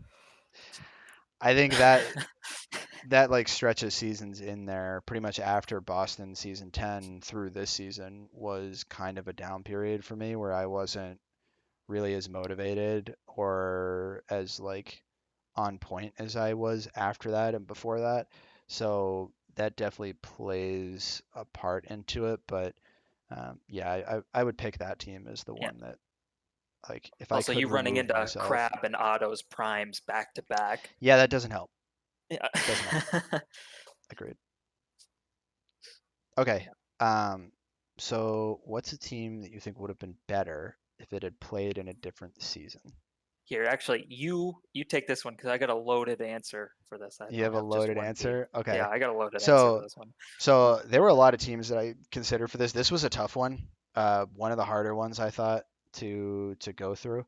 Um, I would I would honestly say season 15 Chicago is my Hmm. answer for this. Looking at the exact same season, you had Crab, Kiwi, Taze, Juice, and then Ghost is the other starter. That's a really fucking good lineup. I mean, Yeah. like Ghost isn't quite as like, on the same tier as everybody else there, and that's not a slight against him because the other four are fucking fantastic, phenomenal players. Kiwi is arguably the best goalie of all time. Crab's one of the best forwards of all time, best playmaker by far. Juice was still sort of early on into his career, but Taze was still like top defenseman or one of the top two at that point Mhm. in time as well. So that's a really fucking loaded roster. And I think if you sort of picked that up and moved it over into a future season, especially if you're able to take along Juice's experience as he progressed, I think that team would have been absolutely disgusting. Like, imagine how good that team would be now. And maybe that's not an entirely fair comparison, but imagine how good they would have been where, Mhm. like, Juice is probably the most talented player, uh, or at least was in the final tournaments we did. I mean, Otto's still up there, obviously, but Juice is just unbelievable Yeah. how good he is and how talented And that he's guy is. really smart. Yeah, yeah, Unlike a lot of good players in and this game, you Juice is a very, very, very intelligent player. knew like you bring into account like Crab as well and like pair those two together and like good lord, like Yeah. that's fucking disgusting. And they have Kiwi in that and Taze on Yeah, defense. they Like gotta get through what Taze to the even get to fuck? Kiwi. Like that is another one that is a good contender for a team that's like probably underrated over the Mhm. course of history. That'd be a good pick. They Yeah. they didn't ultimately win because again they came up against season 15 Calgary And in the it's same really way that sad because season we all 14 saw New it York coming did. too. There was no question. That's what sucks Yeah, about that yeah, team. It's such a great team, and we knew it's like, yeah, they're gonna lose. You yeah, have no chance, yeah, and they didn't. They got swept. yeah, They had no chance. yeah. It's the saddest. Teams running up against those Calgary teams is like the saddest However, I think thing for that them. that finals, the season 15 one, if we played that now, I think Chicago has Oh a yeah, much better chance of winning that. for sure. Because the difference that Juice would provide now in Yeah. comparison with that Plus, I roster mean, to be is fair, playing huge. now when there's like 15 people that play the game Okay, so irregularly. So right. that's, In reference to now as in yeah, like think of like the end of the LHL when we finished that like a year and a half ago or whatever. If we yeah. played it then, replayed it when people were still playing actively and were not taking these long breaks without doing anything, I think that would have been a way way better series because Oh that yeah, like the difference of Juice alone would have been like incredible in terms of what it would have done to that playoff, and yeah, I would love to see that play out. What's yeah. your answer for That'd be this a one? good Because one. you said you had a So loaded answer here. yeah, I got a load of one. So quickly gloss over as my team the homer pick of Anaheim running into Kansas City. If we play any other season, I think it's again that team is like a number one caliber team. It was such a good roster, but um, the loaded part of this it comes I when I started looking back at teams, obviously when you click on the roster page it opens up to the newest season, and I was looking at season 19, and I feel like the rosters of these teams are so good. They are some of the best skating rosters I think in any season. Not necessarily the goaltending. The goaltending is the weakest it A ever bit was. rough. A bit It was, rough. and it's. I'm not saying that It's a that's not bit really good in a rough. subjective way. That has the worst save percentage season in the LHL, Hmm. and it's except maybe season 18, or at least in the 5v5 era. It's there's no goalie who cracked a 60% even, which is absurd to think of when you even go back to season 17 Hmm. when there's 4 or 5. It's just absurd. But looking at Hmm. all those teams, even goaltending aside, especially because a lot of these goalies were like better in previous seasons. It's super odd. I think any of these teams, even like the ones that missed the playoffs, have a potential of at the very least, being playoff teams in virtually any other season. Yeah, no, There's that's a good there's point. such strong rosters. Hmm. Like the Dallas team with Juice and Ike and Bertha and Paco and Narg, like Yeah, that is a that's a really good playoff team. lineup. It's a playoff team in season 19. That is a They were great first team, seed for a while and in yeah, season 19. They held first seed for a while, and it wasn't until later on in the season that they fell off a little bit and we actually took over. But yeah. they were a really fucking good team. Yeah, even that Toronto team that was kind of the punching bag of that season, like that. It's not even as bad as some. Usually, there's a horrible team every season, and that was Toronto One of in the season one of 19. the But they're best not. worst Yeah, teams. yeah, Yeah. they're one of the best like Yep. sixth seed teams I Yep. can imagine. That's fair. Like that, at least in roster build and like just strength, what they Mhm. finished with. And even they made some trades. They had Taze early on. They had Taze and Gabe, and they traded them. But it's a strong team that just that had a. It was just it's a weird season. The goaltending was very very inconsistent that season, and a lot of teams I think suffered from that. And I don't know. It was almost like a whole different league that last season. Like the last season is so strange to me to think about and like look back at the stats of how high the scoring is, how bad the goalies are. Statistically, I'm not saying they're all bad goalies. It's just how they Yep. performed is I'm sure any of them would have loved to play better. Yep. That last season was something different, Yeah. and season 18 was almost like a forewarning of that when we were coming into season 19. So which is a topic for another day. We could get Yeah. into sort of what happened at the end of the LHL and why things started trending the way they did with a lot of stuff, not just offense and goaltending. But yeah, no, I think that's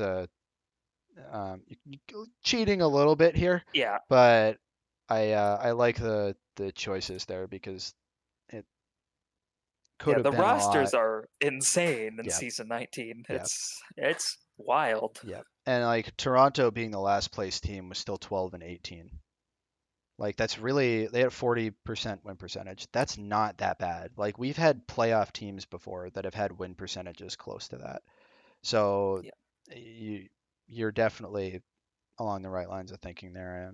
I would agree. So okay, Mhm. let's flip it. What team do you think would have been worse if they played All in right. a different season? I have picked my team, my finals darling, season 18 Florida Panthers. I believe that team was got lucky to make it as far as they did. We did, and it was a lot to do with the fact that we ran into some easy teams in the regular season that we were able to beat up on. Like that Toronto team, speaking of one of the Toronto team in season 19, calling it one of the best 6 seed teams of all time. I think it'd be fair to call season 18 Toronto one of the worst 6 seed teams of all time. Yeah, they At weren't least very good. that was almost a guaranteed win every time you went in there. Yep. And I think Guy's team had a mess of goaltending, and the Vancouver team was a mess. There were 3 teams that just had so much trouble, and our Florida team, not a great roster. Another team that lived and died by Otto and the goaltending. We had PK in net and Otto on forward carrying. I was on forward with Otto, and Jabba and Kuf were on D. And Hmm. Jabba only played about half of the regular season, so he really, we used backups. We had Canoodle a lot and Kill, and we got, I think, lucky to even make the playoffs. I don't think we make the playoffs in season 19 or season 17 or 16. Like that's just a team that Bold. I think, Okay. yeah, I think was not a strong team, and we got lucky because of facing very poor regular season competition, at least. And then we had a decent little playoff run. Like it wasn't like we were playing bad in the playoffs. There's a reason that we came You did back make it down to the 3-1 in finals. the Yeah. first round. Yeah, Yep. made the finals game 7. Almost Yep. had it in Yep. game 6, even lost by 1. We were up going into the third period. Yep. But you lost, and I think rightfully so. I think we were the worst team, and it was definitely, I think, one of the weaker teams that you'll see in a finals. If you look at least towards the end of LHL history. Every now and then one pops in where you're like, that team was in the finals? All right. Yep. And I think Florida is probably One of those. one It's of like, those. okay, I see what you mean. So Mhm. my pick was from a long time ago. It's actually season 7 Atlanta. And for a lot of the same reasons as what you suggested here, this was actually the top seed team this season. So they were first place by like 2 games or something like that over second and third. Um, anyway, they had the top 2 point scorers in the league, which be ready for this Well, because this is a little surprising. You're not going to be ready to hear this, but the top 2 point scorers were Go Leafs Go and Cap. Well, and Lucic was number one. Oh, I completely forgot about that. So two They're of the two. top three. They're second and third. How's that? And they were until Lucic played a 5v4 that Yes. night, and or two Well, 5v4s or whatever it he was. played 3 5v4s in a row to end the season and Yeah. got like fucking 16 or 17 points and leapt up over them. They were both pretty upset about that at the time, And both still Cap and are, I Leafs. think. Yeah, they probably still are salty about that, but they're the more deserving uh, leaders in terms of overall points that season. And yeah, two names that you wouldn't really think of. And I guess sort of my point in bringing this up is that they collapsed in the first round against the season 7 Winnipeg team, which ultimately went on to lose in 7 games in the finals. But a Winnipeg team that was not particularly highly thought of. They were kind of the best of the worst of the rest of the teams. They ended up going 500 that season, but they weren't a particularly strong contender at any point in time. Nobody, I think, would have ever looked at them and been like, "Oh yeah, they're totally gonna be, in the finals." Like, it was almost a foregone conclusion that you would see Atlanta kind of just do away with Winnipeg, maybe in 5 or 6 games, and then move on to the finals and play one of Dallas or LA on the other side. So I think they being Atlanta took advantage of the fact that this was still early on in 5v5. And if you go look at some of the individual stats, a lot of the top goal scorers were still struggling to adapt to the 5v5 meta of having a second defenseman there. For all of 4v4, it was basically just if you could get the puck to a guy in open space, you would have one guy to beat, you deke around him, and it's just you and the goalie. And at that point, you're going to score more often than not. So naturally, playing forward was easier. And the people that were good at forward really excelled to the point of being able to put up some just monstrous numbers. I mean, Matt had like 6 point something points per game in the playoffs in season 5. Like, we're talking like just more than twice the amount of points per game that some people get in 5v5. I mean, that's how big of a difference this was. So I think a lot of the forwards were still kind of figuring out how to play around that, and as a result, a lot of the teams were still figuring out how best to play around that. And Atlanta had four defensively responsible players in Fuzzy Wuzzy, who, if you don't know him, which you probably don't, was a pretty good offensive defenseman at that point in time, one of the better ones in the league. Taser as well, and then Cap and Leafs, who are both known for being defensively responsible. Both of them played defense and offense multiple points throughout their career. Well, So, Leafs well, defensively I responsible. mean, Leafs was he was voted best defenseman for one season. So He was you good. He can't was good at you can't scoring, and take I that like away from Leafs a him. lot. Look, I no comment there, but you can't take away the best defenseman Yeah. award that he won. So they, I think, were able to thrive in a meta that was more dominated by defensive teams, while people couldn't, figure out how to beat it. And as soon as Winnipeg came into play and was able to actually start putting up some numbers against them offensively, they kind of cracked. And Cap and Leafs couldn't keep up because as much as the two of them played well that season and were top performers in the league, they're still only putting out respectively 2.2 and 2.1 points per game, which is not a crazy amount. And they worked off of each other rather than being individual scoring threats. It was a team effort. And as soon as they weren't, or were first to put up, 3 or 4 goals a game, they couldn't keep up anymore. And they collapsed under that. And I think if you had taken that team and put them in another season, any other 5v5 season pretty much after that point in time that had better offensive teams. I think Atlanta still is a playoff team, but I don't think they're a first place team because I don't think they would have been able to keep up. Hmm. And I think that was pretty clearly shown in the playoffs in that season. So they would be my pick. Yeah, that's a good pick. Good, makes sense, logical, and well thought out pick. You know, but still, Florida. That's definitely the correct choice. That they would have been worse in another season. Okay, team that you hated playing against. Number one Uh, team. Kansas City, season 17. Could not beat them. Knew we weren't going to beat them every time we went to play them. That's easy answer. Couldn't do anything offensively. Couldn't stop them defensively. Couldn't buy an easy goal. Couldn't get a save. Like everything went wrong Yeah. at every So, level. yep. Um, so the two that jumped to mind to me were season 14 Calgary and then season 17 Kansas City as well. Mhm. But those were more a sense of like helplessness, really Yeah. more than anything, where it felt like we we shouldn't like we were never going to win. So to an extent, there was almost some form of acceptance that like, okay, we're probably going to lose this.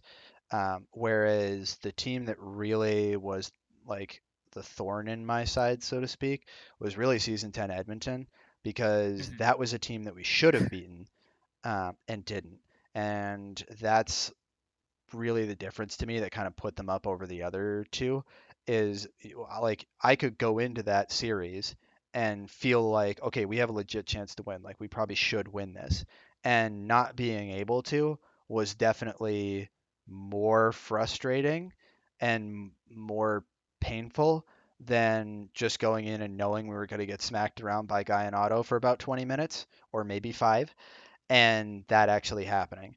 So, and the big thing was just Fat Squirrel. I mean, that was the season that Fat Squirrel was just unbelievably dominant. It's the only time I would say that a goalie has ever carried a team to a championship.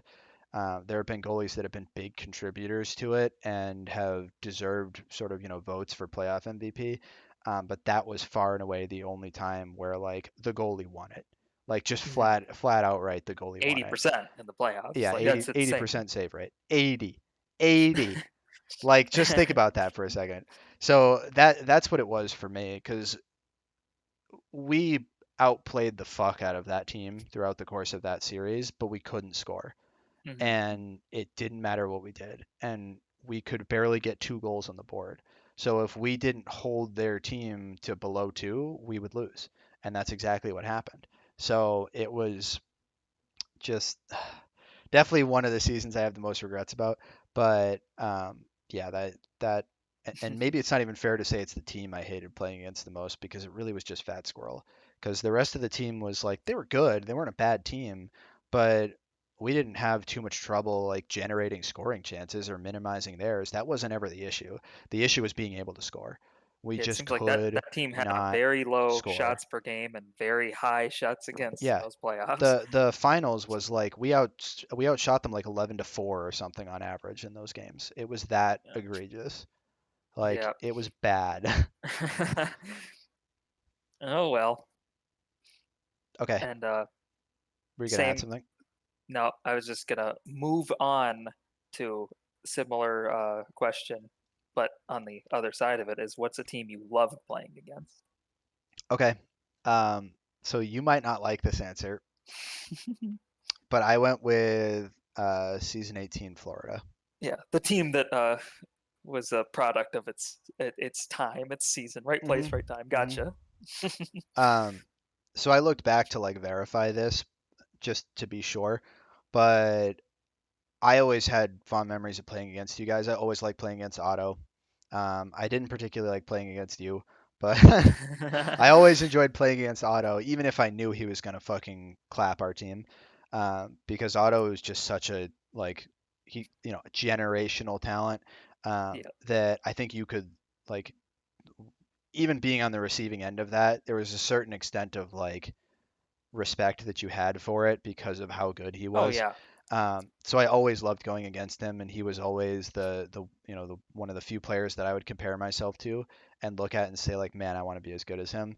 So like going up against him, especially because he was a veteran before I even joined the game, um, that was always that kind of dynamic for me. So playing against his teams was always fun, and that was one of the few seasons we had where our teams would go back and forth for the majority of the season. And you can look back at the schedule and see this too. Even in our playoff series, which was a 7-game series, all the games are back and forth. and a lot of the games are pretty close. I mean, we mercied you guys once in the regular season, but beyond that, every other game was like, 1 goal, 2 goals, and we would trade them back and forth. It wasn't like we dominated the series or anything like that, in the regular season or the playoffs. So I know I definitely wouldn't remember it as fondly if we had lost, which I'm sure is the case for you. Yeah.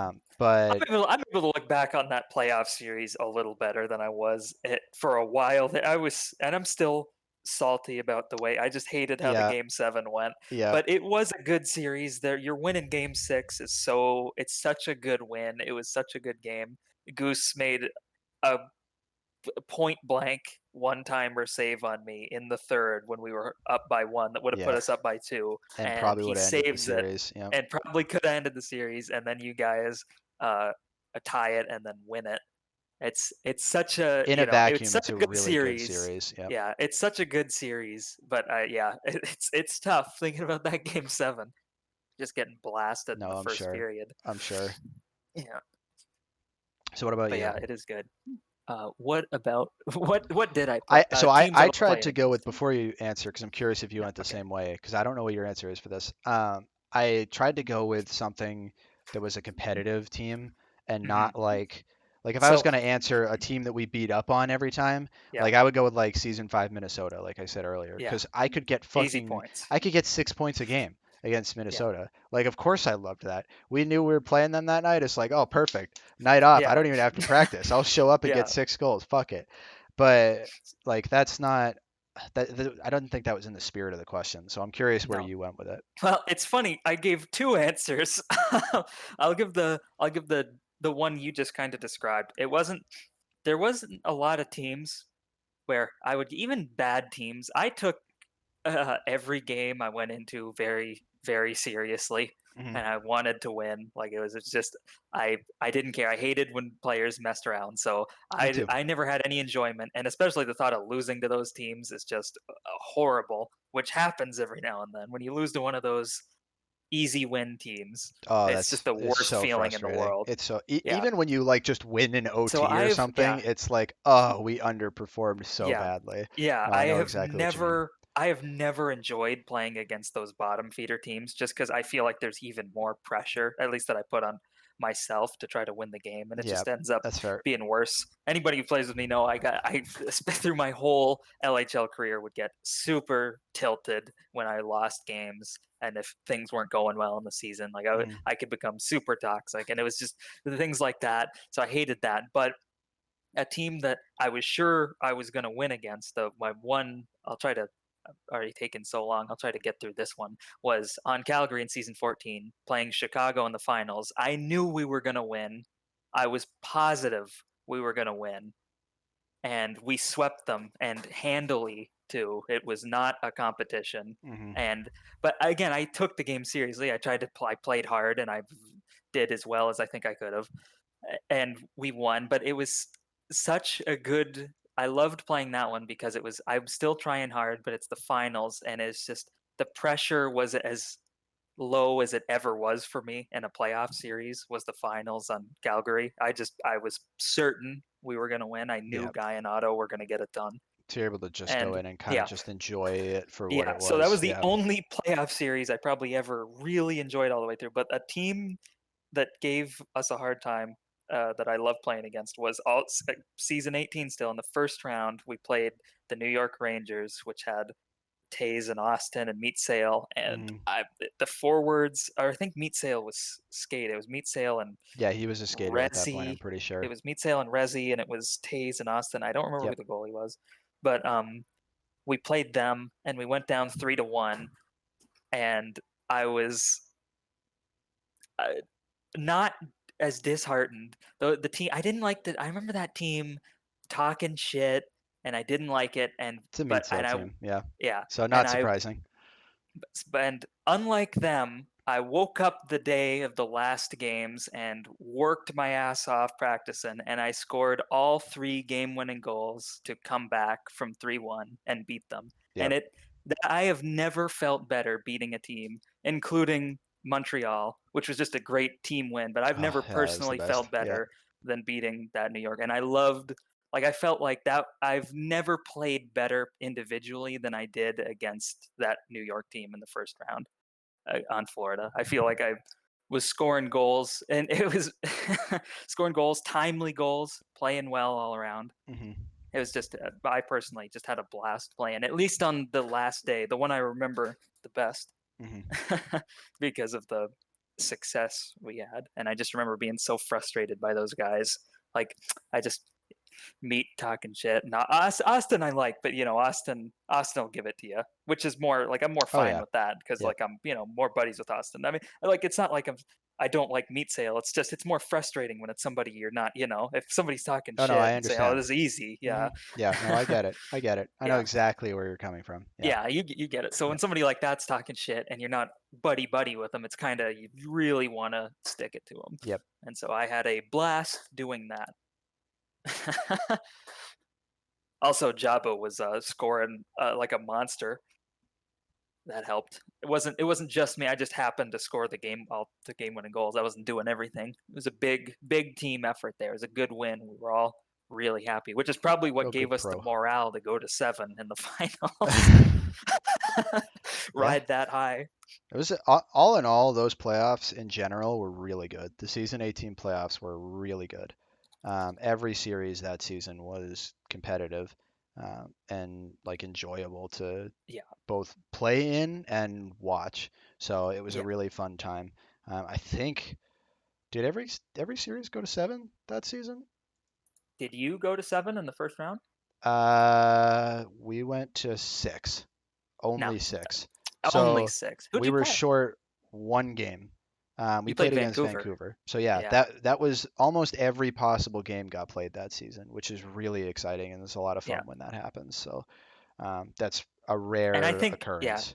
I think the best team still end up winning. So it's not like there's a crazy upset there, but it is interesting like how like hard fought that seemed to be. Hmm. Like it was I remember Guy's team was like they were right there too once they kind of turned it around after a couple trades near the end. Like that's a team that could have also won. Yep. Yeah. It It's looks cool. like the only time all 21 games were played was season 13 when Oh when yeah. Nashville couldn't quite close it out. Yeah. Yeah, Which another team of mine that couldn't quite close it out. I'm sure Speaking of I'm sure that'll come up at some point, speaking of but shit talking meat sale teams, that had meat and DMB on it. yeah, it did. And Taze and Austin. Yep. So it didn't have that New York team in season 18 didn't have DMB. He was busy on Toronto doing Doing something. other I don't know. stuff. Yeah. He was doing other stuff that Yeah. season. All right. Shall we switch gears and go to players? Yeah. Is now Hey, now a you good want time? to? It would be a good time. Want to pause it real quick? Yeah, sure. We can take a quick 5-minute break. We'll come back Yeah. and resume this. So see you guys in a minute. Okay. And we are back to talk about some players. Yes. Teams we're moving on from. Yep. They can go to hell. All right. Let's try to we'll try to go a little bit more rapid fire here. Yeah. Just in the interest of time, I'm absolutely the biggest culprit of this, but we do or have been stretching this out a bit Yeah. longer than And we we probably don't need to. dwell That's on some of these questions either. okay. That's okay. All right. So, most underrated player of all time. You want to go first? Okay. So by I think a big casual public, uh, I don't think it's super true, especially the last few tournaments you'll see. As the respect has gone up because the players left who are still playing kind of know this. But Austin is one of the best defensemen of all time, and he works so well in virtually any position you put him. Especially by the end, I think the problem was he was playing forever, played as a goalie, switched to D, took a little while to develop there, but like by the end and currently, like when we play captains or whatever we're doing, like he is so consistent and he's so great. But so that's my big over. I think a lot of people who probably wouldn't really pay attention wouldn't think of him that highly. But for my other one, that I think people who Would you put Doug in that category too? similar, but Doug didn't have like the LHL success Austin. The thing is, Okay. Austin had such great success Yep. that it seems odd Yep. that it's not recognized how amazing like his career was. No, that's fair. That's Yeah, fair. in Go ahead. terms of What was the skill, second it's one? similar. But my second one is one that I'm sure you probably, you and the others, as in the other, people who would think about this, uh, wouldn't imagine. Is I think Kill Pessel is very, and not necessarily like I think people know him. He can score, dangler, but if you look at a lot of his career, he gets stuck as a backup a lot, and I think he gets stuck on D and used improperly. I think Kill, and playing a lot more with him recently just for like fun, is I've seen like how good a two-way player he is and how effective I think he could be in the right role that I don't think he ever got. So I really think Yeah. like I really think he could have had a much better, I don't know, he had a decent enough career, he had a few seasons there, but I feel like he'd be looked at a lot as a lot So better a player if he'd been just used differently I by like his that one better than GMs. Austin, actually, to be honest. Not that Yeah. Austin I think is wrong at all or No, improper for that's that why pick. Austin's a thing where I think people know he's good. Kill is Yeah. one where he was always getting stuck on the bench. He was always getting put on D, which So he can't. I He's a think good defenseman I too. think Is there's the a thing. reason for that though, and it's Yeah. not to say that like he deserved it, but there's only so many starting offensive spots and Yeah. or starting spots in general in the league, right? You have 5 per team, generally 6 teams, so you're looking at 30 slots. You take out the goalies, now we're down to 24 slots that somebody can fill. That's not a lot. I know we don't have a Yeah. ton of people that play this game, but that's not a lot. And offense is by far the most oversaturated position of all of them because everybody wants to be a forward. That's, natural thing. You want to score the goals. That's the fun part. So I think he was more a victim of coming in too late, honestly, Hmm. and not being able to find a suitable spot as like a starting forward somewhere. And I think he constantly was um, in a situation where he was always more of a goal scorer, and you typically wouldn't take him as a goal scorer over somebody like myself, like Otto. There are generally like almost always Yeah. bigger names that you take as a goal scorer. So I think he was more a victim of just like too much competition Yeah. above him Yeah, there's too than much like, competition for being that number one offensive, which I yeah, don't think. I think it's funny. I think he early on because he had that great season with on Toronto with Lucic, where I think he was a little overrated offensively, but I think as an overall player, like I feel like he should have started every season, and he didn't. Is the what I think about Kill, or he was started on D, kind of used, which he could play. He was a competent defenseman at the LHL level. It's just yeah. I It feel just like it was yeah, hard to. So I agree with you, but I guess the point I'm making is it's hard to slot him in well yeah, anywhere because there were yeah. That's so what few places, if any, that you could have slotted him in any season that would have made sense because that means you're pushing somebody else out to do that. yeah. And the people you're pushing out, it's hard to look at those players and be like, oh, yeah, they don't deserve to be there. And maybe there are some instances like, Cap or yourself as an example where, like, okay, it's not that you guys don't deserve to play forward, but at least you guys could probably play defense so KP could come in and play offense. Hmm. Maybe there's some situations like that, and I'm just using the two of you as an example. Um, that Two of the might forwards who have been agreed to able. play D Yeah, occasionally, yeah. There had are success on D. some cases like that where it might have made sense, but defense was where we were hurting most. And like you said, KP's skill set really, like, it's not terrible for a defenseman by any means, but it's not really what you're looking for most of the time in defense. So it's not necessarily like the best fit to just plug him in there for the sake of having him on the ice.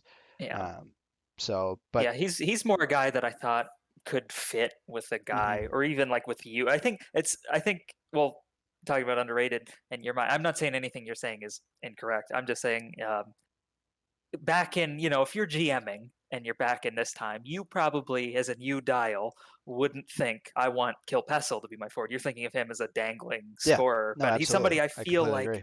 he could have worked with you or with Otto or with these people he never got a chance to play with. So the one thing I I will feel like say to that is, yeah, so I agree with you, but the one thing I will yeah, say to that is like we're basing that off of knowledge now, and back yeah, then that's all he did, right? That's all we knew of KP was he would go in Yeah, and he would he was the demolish the scorer. RSL. He was the goal scorer. He was the dipsy doodler. He was the wall bouncer, right?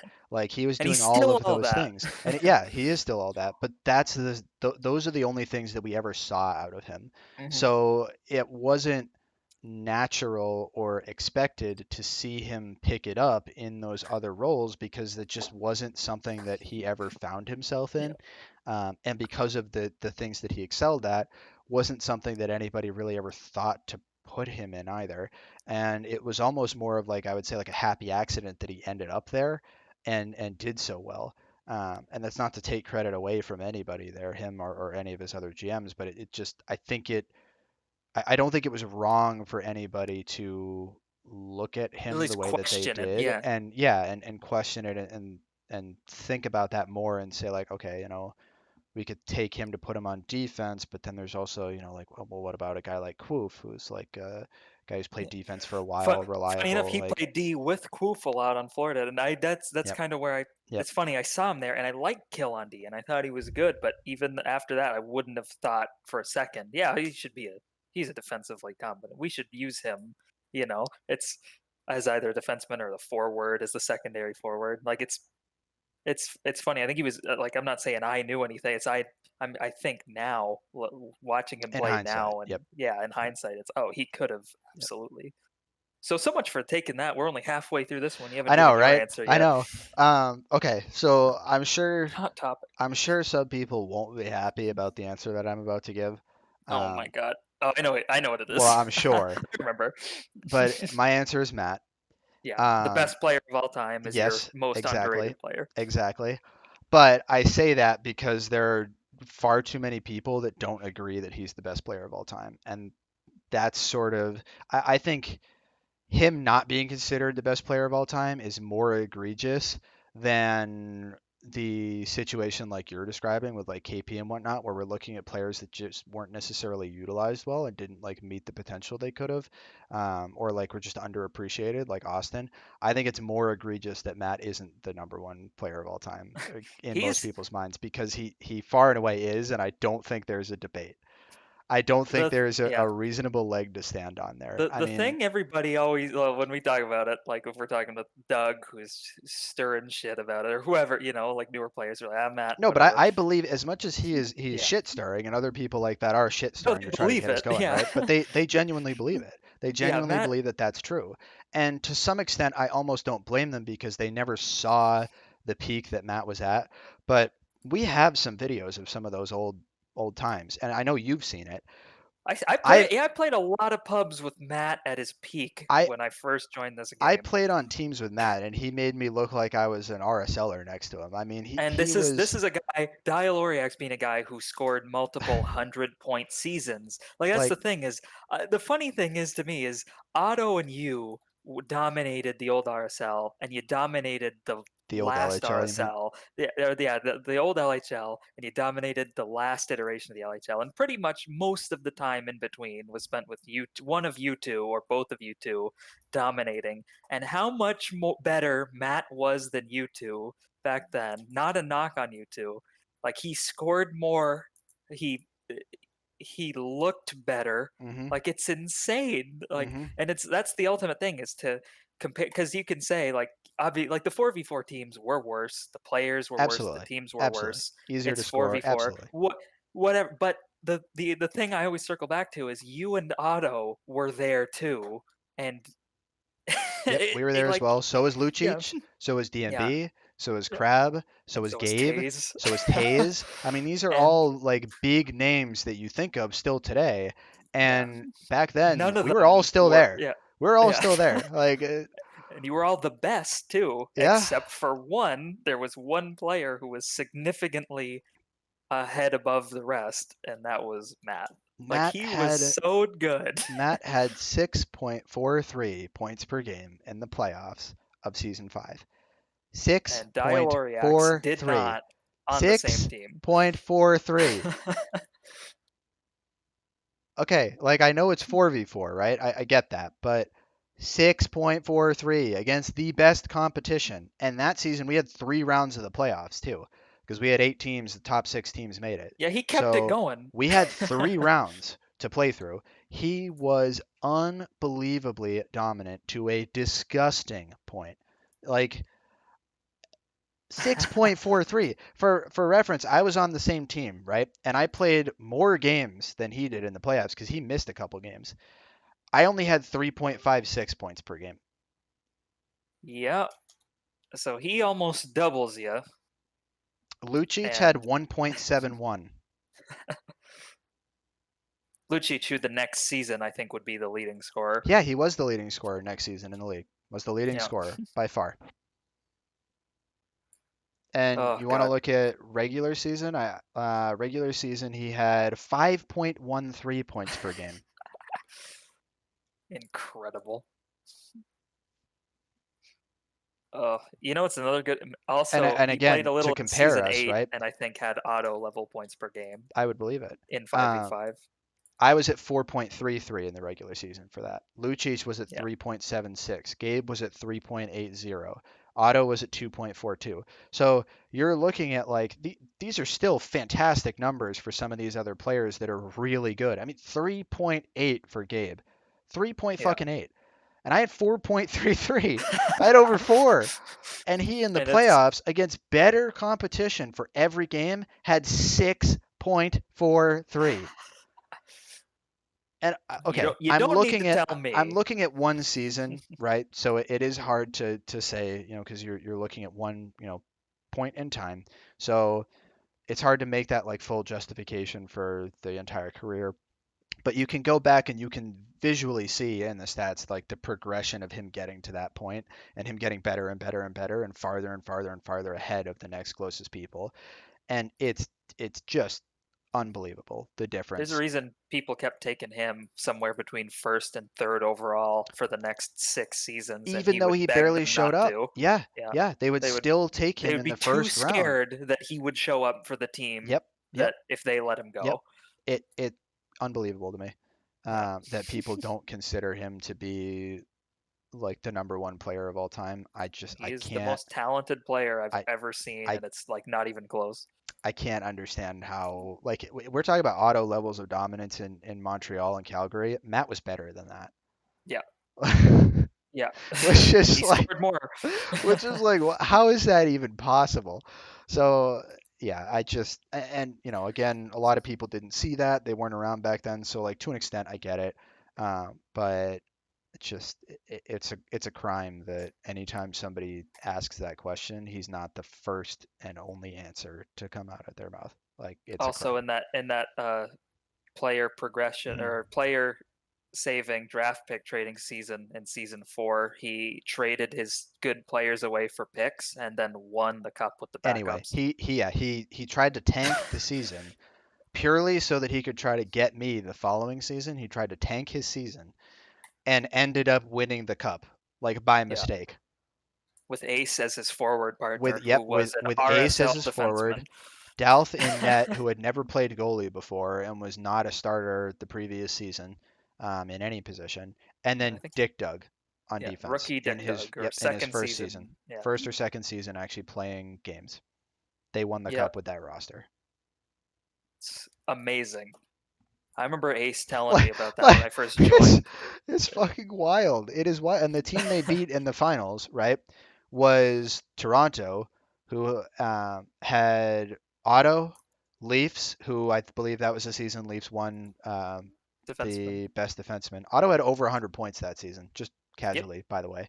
Um, and they had Slim, they had GK back when he was still pretty good, and their starting goalie was K-Bomb. And they also had Mr. TB, who was one of the better unknown supporting forwards that a lot of people won't remember now, but he was And like he was good when he came back too. he He was always good. yeah, he He's one of those was players who just he's like always think had of it. what like Crab is, and he was like a little bit worse than what Crab is, but still the same type of player. Really smart, really good playmaker, really easy to play around.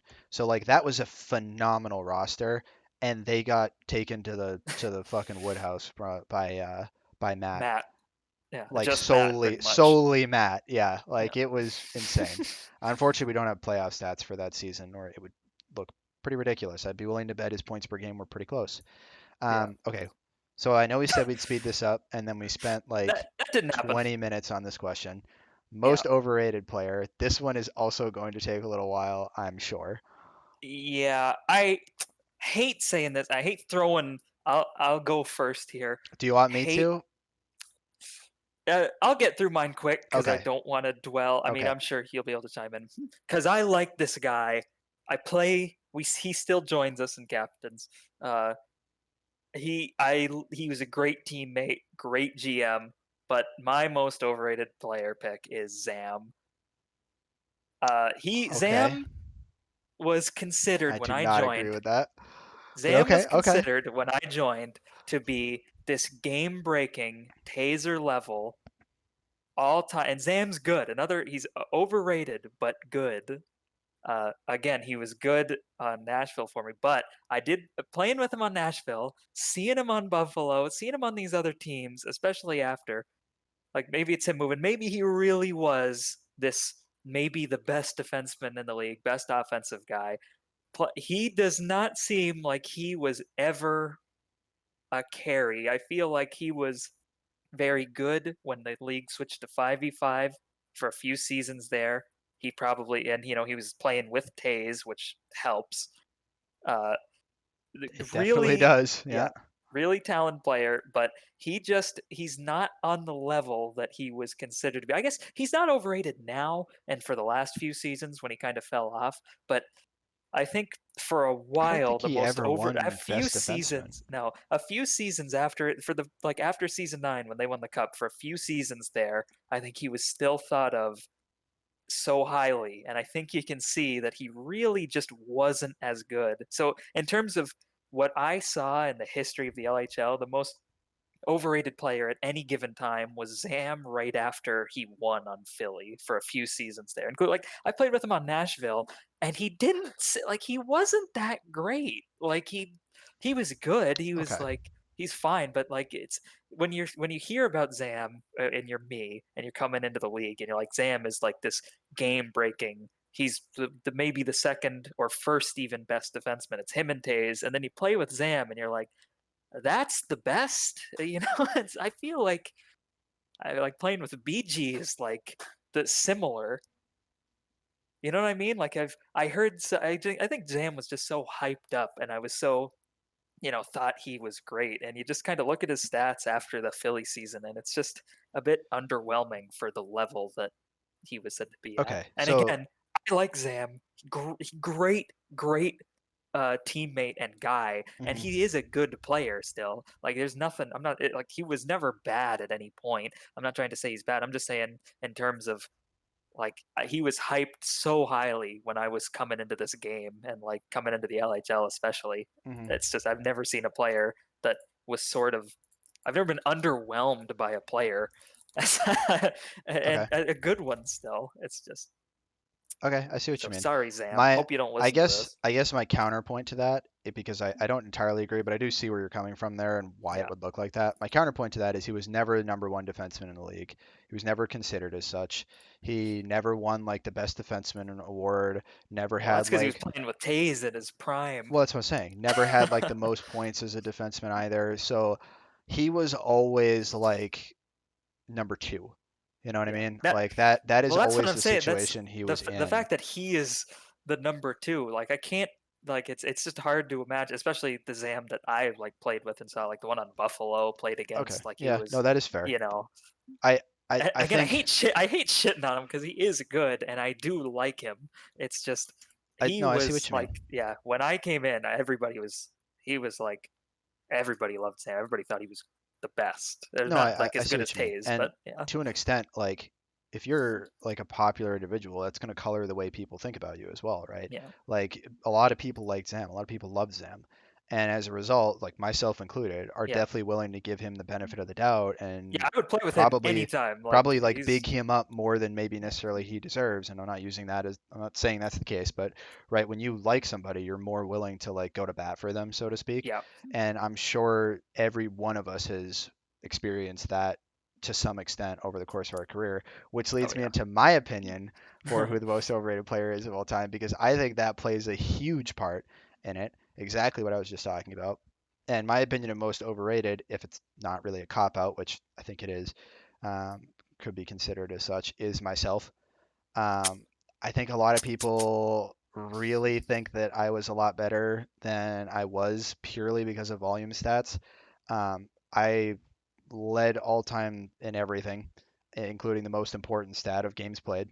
Yeah. And I think that, like, sure, like, I deserve credit for that, I guess. But at the same time, I think if other people played as much as I did or as long as I did, it would have been much closer of an argument. And a lot of the reason why people try to debate that is more for a longevity thing than anything else. And like, I know a lot of people have compared me to like the Gretzky of HQM and whatnot, and I think that's like not really fair or accurate. Um, I Well, would put Gretzky isn't the myself best player ever. He's just the greatest. There's a difference. Anyway, go on. I would put myself more like Gordie Howe, just having played that much. Like if we're gonna make NHL comparisons, right, which is something we've done in the Yeah. past, if we're gonna go down that line of thinking, I would say I'm probably more like Gordie Howe than anything, and that I know a lot of people think really highly of Gordie Howe in the hockey community. I personally don't because I don't think he was particularly that great. He just played for fucking 40 years or whatever, Yeah. so he built up a lot of points. I think it's pretty much a similar situation to where I was in. And just like Gordie Howe, I got to take advantage of seasons that had some really shitty players in them and some really shitty teams, especially early on and even towards the later end as well. Got to take advantage of some teams that, like you pointed out earlier, you go in, you're going to score 6 points on them, easy peasy game. Um, Well, I'm not, but somebody is. Still, I think that I would be probably the most overrated player by most people's standards. And I think a lot of that is because of volume stats and because people generally liked me and were Yeah. willing to rate me highly. And I think the whole not having seen Matt at his peak is a big part of what factors into that as well. I know some opinions started to shift on that when Otto was really hitting his peak, which is totally deserved. I think Otto's better than me too. But I'm like the Gordie Howe, not the Gretzky. And if you wanna look at Gretzky, Gretzky would be Otto in my opinion, and you've got Matt as Lemieux. Yeah. That's the way Just I look at it because more more skilled. a, lo- Gretzky, the better career. a lot of people look at that sort of triangle, right? Like Matt, Otto, Dyal as like three of the best of all time. And I think that's the NHL comparison you draw to it. Like Matt is the Lemieux, more skilled, didn't play for as long. Gretzky is Otto, has the numbers, has the longevity, was incredibly dominant during the time that he played. And then Gordie Howe is myself, just played Yeah. the longest. So If I may, go ahead. as the voice of I think The voice of in terms reason. of Oh my God. no. I think what you just said is mostly correct. I don't know about the Gordie Howe. I don't know if I'd use Gordie Howe as a compare. I think I'd still use Gretzky, mostly because my opinions on Wayne Okay, Gretzky are that Yager then. there's like Yager. 15 better players than Wayne Gretzky. But he's and similar to you, he's still the greatest player of all time. I think in terms of like best, if you're ranking skill, it's like sure. And uh, like Otto and Matt, especially. Well, I didn't really get to play against Matt in the LHL. Played against him in pubs when he was smashing me when I was like brand new. But Otto playing against Otto was definitely the hardest player to stop that I've ever seen. I'm sure Matt was like even worse, or at least the same. Oh, Uh, absolutely. It's Um, nightmare fuel. whereas Matt's coming down the ice at you, or Otto's coming down the ice yeah, at you. That's fucking nightmare fuel. Whereas it is That's a rough when time. playing against you, you're like, okay, we're playing against Dial. He's probably going to score, but it's not as hopeless. I don't think there's Dial teams that are hopeless to like Calgary and Montreal was early, and like I'm sure, well, you and Agreed. Matt together. Agreed. But in terms of the best, it's like, well, Matt fizzled out his LHL career. He tried his comeback was unsuccessful on Toronto, and his middling seasons there in 5v5 or the early to mid 5v5 seasons, they just weren't good. Like so in terms of and Otto had a lot of ups and downs, and I think your downs in your career, maybe you consider them low because you put a lot of pressure on yourself. I think to the rest of us, seeing you as still finishing as the top two scorer pretty much every season, it's just the consistency is what people look at more, which you're disregarding in terms of talent, but I think in terms of greatness, it's two different things. So to call somebody the best because you think you had, I think, the best career, I think that's warranted. Even if you aren't as good as Otto or Matt, it's still Okay, I would agree that I had a better yeah, career than the two of them, but yeah. I would still say they're better players. And I think I mean, putting me at that's one over the two of them when I think I should be three is like just a big, like that is a premier overration. I don't know well, how you would that's say that, but if I can't pick myself, if you want to throw that out and not use that, my other option that I would actually say is probably Cap. And I love Cap, and I think Cap's a fantastic player. It's not necessarily a knock on him, but I think almost more like a utilization problem or an expectation problem. Cap was almost always drafted in like the second round to be like one of the top, or in some cases, the top forward on a like on team. Buffalo. Yeah, like on Buffalo is a That perfect was rough. example. And when Cap is like your one of your top two players in terms of skill, he wasn't ever like a offensively dynamic enough player to be able to shoulder that load and be able to fill those expectations and fill those shoes. And I think that's the bigger overration of him is more so like where he was drafted and how he was like the expectation that was placed on him and not so much what he was able to put out because I think he like Cap's strengths come from the fact that he's defensively responsible and he's capable of scoring and capable of playing as a playmaker when he needs to. He's very versatile and is willing to do all of those things and fit into the team where he needs to. But I think because of that, and again because people liked him, they sort of inflated where like the worth that that had to a team, and a lot of people drafted him higher than what he probably should have Yeah, been. it's probably Uh, why he ended up on probably as many bad teams as he was good Exactly, teams. exactly. Because he ended up on a lot of bad teams, and I don't Yeah, think that's his fault. I think that's because, you know, you look at that like, man, okay, Cap is the type of player you want to have on your team. And you know how it is, you get into that second round, all the first round talent is gone. You're looking at sort of a collection of players that are all fairly even in skill on the whole, and you're sort of picking like what you like the most, and what like fits the best with what you're trying to do. But a lot of times, like I said, that just led to too much expectation on his shoulders and him needing to do too much in order to be successful. And I think when you look at teams like season 18 Dallas, where he could come in and be the fourth best player on the ice, that's a perfect situation for him because the expectation's not there for him to be somebody that is like carrying the team to the next step or help pushing them forward through a win, or through OT to get to a win or something. He could just exist and do the things he does well without needing to be like picture perfect. And so maybe it's not the best answer for this question because it's not necessarily him as a player being overrated, but just sort of the expectation. yeah, And I his think, utilization through his career. yeah, yeah, and I think he kind of it's almost like the inverse KP Yeah, in a way, where KP wasn't ever like was always sitting on the yeah. bench It's and funny like thinking about Kill behind. and Cap. Like, if I feel like Kill and Cap could have had, just imagine them joining at different times, Yep, like the yep, exact same career as yep. the other one Very, had. very similar. Yep, exactly. I would agree. So I think they're almost like two sides of the same coin there, which Yeah, is interesting. So yeah, I would pick that if I can't pick myself. All right, yeah, let's move on to something that will maybe be a little quicker, but maybe not. maybe. Who's a player you We're enjoy trying. playing with? You All want me to right. start Oh for this man. one?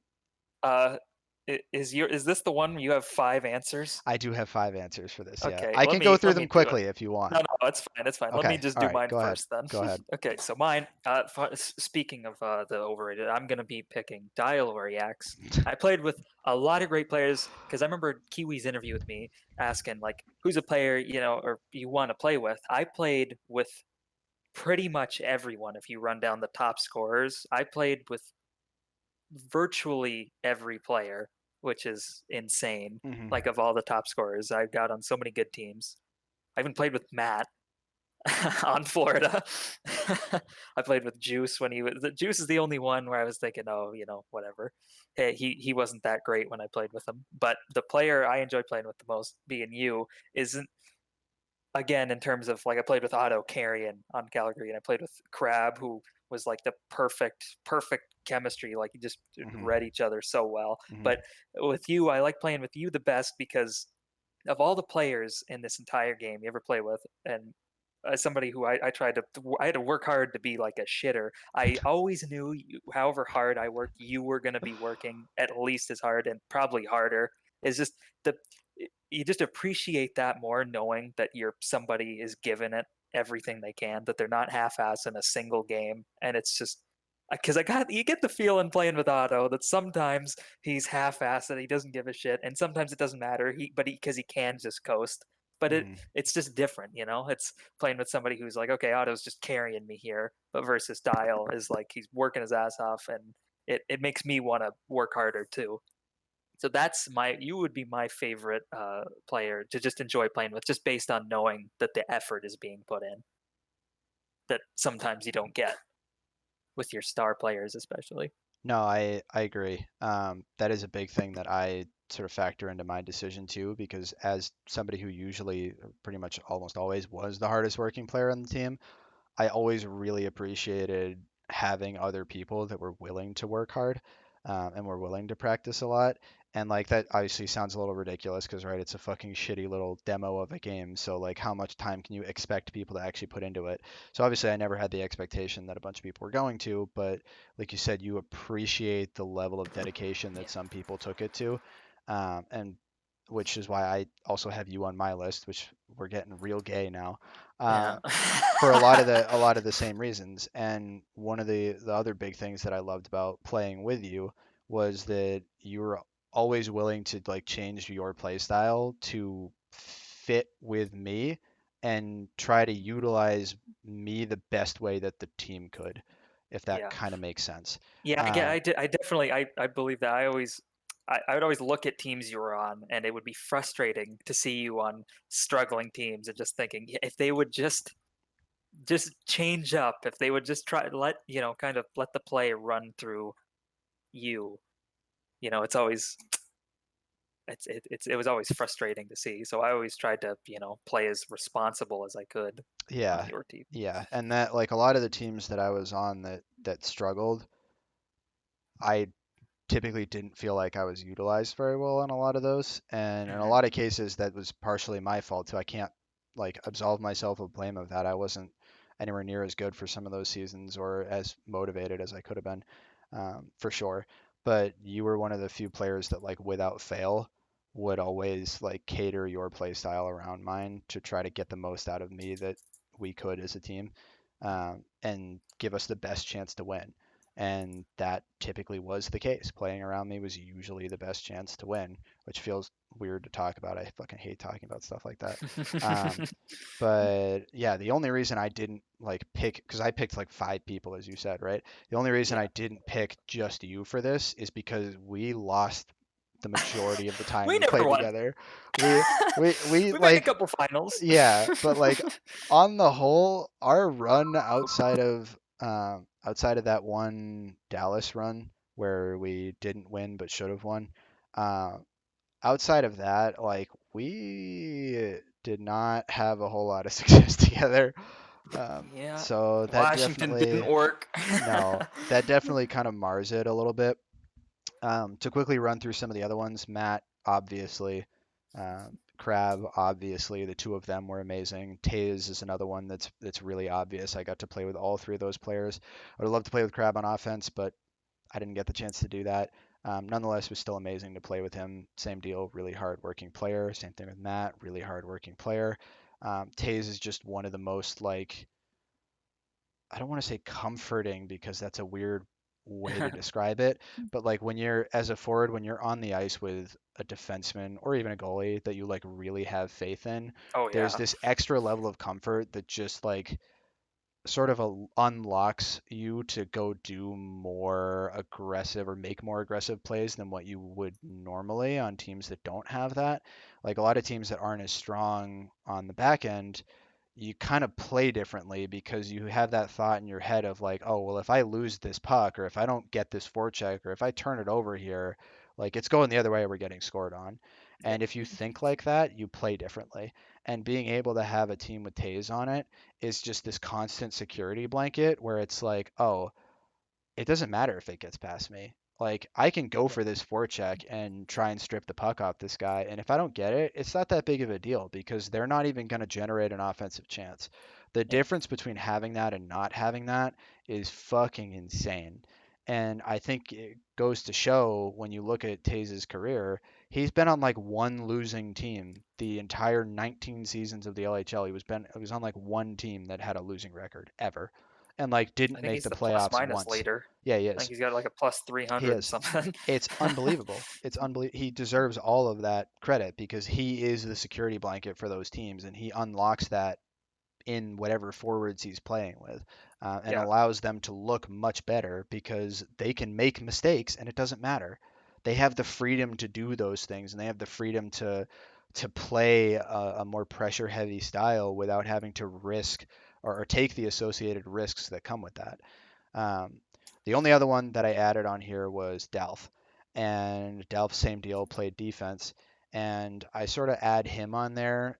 Maybe it's a little unfair, but I add him on there because when I got to play with him in season 7, it really changed the way that I looked at the game and the way that I played the game. And I think I brought this up in like my interview, and I think I brought this up in the past, but he sort of helped me grow more as a player at a time where I had really started to stagnate, I think. And I would not have been the player I was for the entire course of 5v5 history of the LHL without his involvement in my development as a player. And from seasons like 7 to like 10, pretty much, we played together 3 or 4, or all 4 seasons Seven, we eight, played nine, 10. together. Yeah, I played all 4 seasons with him.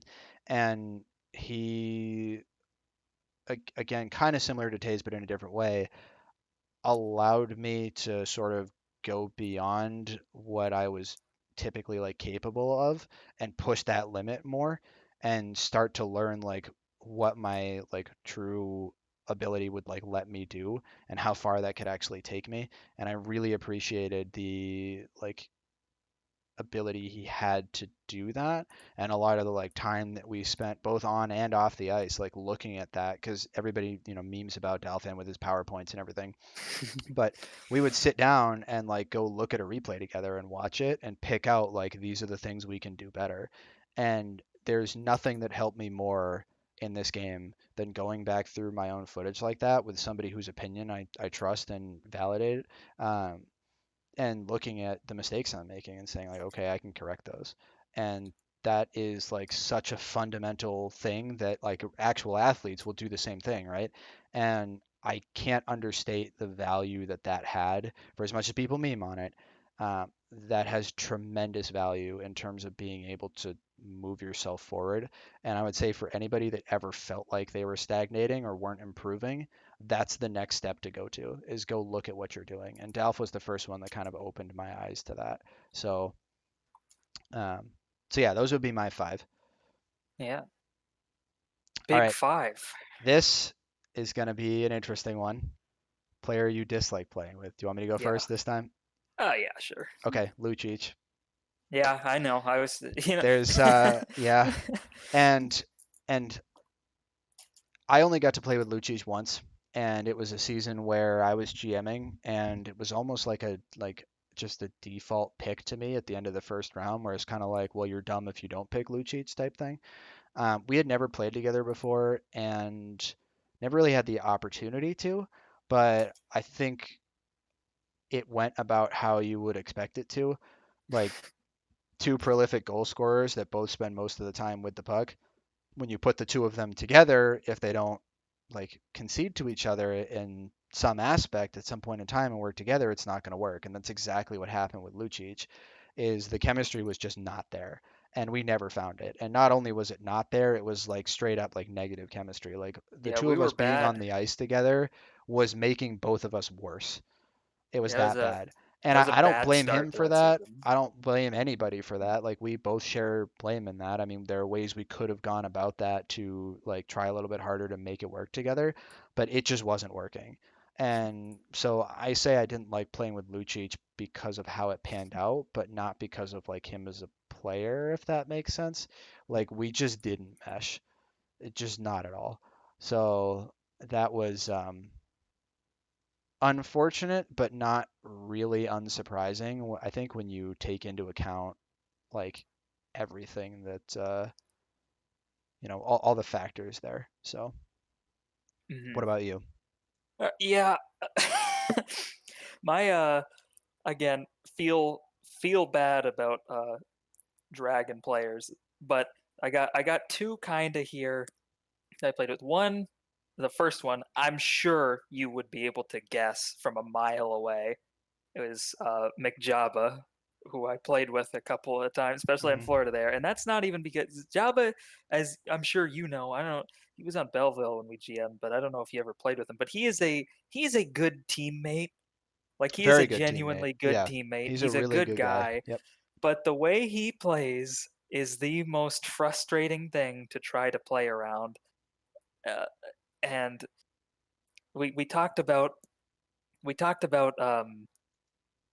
that Florida team a bit and kind of making it further than we did. And the reason that team succeeded is because of how he plays and him jumping up in the offense and being all over the place. But Hmm. it's also you live by it, you die by it. I think he had all 4 turnovers in that first period of Game 7 that got us scored on, and they were weak plays. It's just and it was him being kind of careless. He's a careless player, which can work, but uh, playing around that is just the most frustrating thing to do is to constantly wonder where you're supposed to be on the ice because if you're up, you're worried about him pinching in behind you. Like he'll kind of be on you if you're the second forward even, or if you're back, you don't know if he's coming back or if he's going to make a play or on the forecheck or what. It's just the most. It's just so frustrating. And again, good teammate, but I just couldn't ever stand playing with him. Hmm. Like I liked we had Canoodle in, and I remember him trading Canoodle, who was on D, and I was upset because I was like, oh my Canoodles, I like playing with Canoodle so much more than Jabba. But again, like it worked until it didn't. It turned the team around a little when Jabba started scoring in the playoffs, but it's just I would definitely echo yeah, that sentiment, and it's not it's like just so there's frustrating. it- Yeah, it's not like Jabba was untalented or unskilled or anything like that, definitely but a skilled player. he It's just his positioning is non-existent, he was but that's to his strengths and his weakness. very difficult to Yeah, play around for yeah, sure. It was very hard to, like you said, predict where he was going to be and like position yourself accordingly based off of him. And that's a really important skill in 5v5, especially at the top level in the LHL. If you're out of position in this game, you'll feel that painfully. People hmm can take advantage of that painfully. And when you don't even know how to position properly because your own team is a bit scatterbrained with that, it is like incredibly hard to win games like that. So I totally understand where you're coming from with that. I didn't really get to play too much with Java, so it's not something that I really experienced firsthand and necessarily, but I yeah, and totally understand where you're coming from with it. we talked about that New York team a while ago with Marchi and Java on D. I remember Marchi loving playing with Java. Like those two worked extremely well together. Like I don't know, you know, I get maybe it's just Well, some they're people they're could play better. But I both know, yeah, they're both kind of team chaos, honestly, right? I mean, yeah, they're which is both probably why that team worked. they're yeah they're both kind of chaotic in the way that they approach things. Like Marchi is the same way. Marchi is not predictable. So props to Austin for figuring out how to play alongside him Austin could read it. because Yeah, that's tough. I mean, we had Marchi on our team in what was it, the tournament that we played, right? The not season 20, but whatever the tournament was that we did afterwards. I yeah, think we had Marchi on our team for that, and yeah, I got to experience firsthand how hard that was because he doesn't play the game the same way that a lot of other people do. And so when you expect him to react a certain way and he doesn't, it really throws you for a loop that like, shit, how the fuck do I respond to this? yeah, Like, how do I not fuck this up? yeah, So, yeah, I got you there. yeah. So that's my pick. Man, we are really taking our sweet time, Oh, like we we are. said we Yeah, it's a wouldn't. beautiful, There's so beautiful many thing. questions left. Beautiful thing. Okay. I blame myself more than anything. Yeah, I do Um, too. Thank you. Player you But yeah. hated playing against. Do you want me to go first? Did you pick your dislike playing with? Yeah, I did. Lucic. We started with that, Oh yeah, remember? so, yeah. Sorry, totally forgot about that. That's A how player long I we've been hated talking. playing against. Yeah, player I hated playing against was KS Otto. That I dude. feel like that's the case for a lot of people. Yeah, that especially. I feel like. Let's see, season 16. I was playing 17. He wasn't that great in 17, but I had to play D a handful of times against him, especially in season 16 there when they were on Montreal. And again, the first stretch of that season, that he was unstoppable. Mm-hmm. So even though that team's was my pick for an overrated team, Mm-hmm. he was. If he had maintained that, that wouldn't be the case. That because that guy would just walk around you no matter what you did. Sense I of would try. hopelessness. We Yeah, touched on it a little bit earlier, but yeah, that sense of hopelessness, like, oh my God, yeah. like what's the point, you know? Yeah, that's Yeah. exactly how I felt until the Yeah. playoffs. Then he was at certain points. You think, okay, I could do it. We could beat him. But Yep. when on Calgary playing and on the first half of that season on Montreal, that was a rough time playing against Yeah. Otto. Yes, it was. And you didn't get to experience what it was like playing against season 14. No, So I was one of the few people who didn't have to yeah, play against yeah, that team we because I got the was extra on pleasure. that team. So I definitely, I'm with you on that one to an extent, even though actually Otto is my favorite player to play against, but we'll get there. Yeah, My least favorite was actually Fat Squirrel, and we touched on this a yeah, little bit I buy earlier that. with Yeah, Edmonton, but as a goal scorer, it typically is goalies or defensemen that you like fear the most, if that's the right word for it, or don't want to play the most. So like going up against Tays always sucked.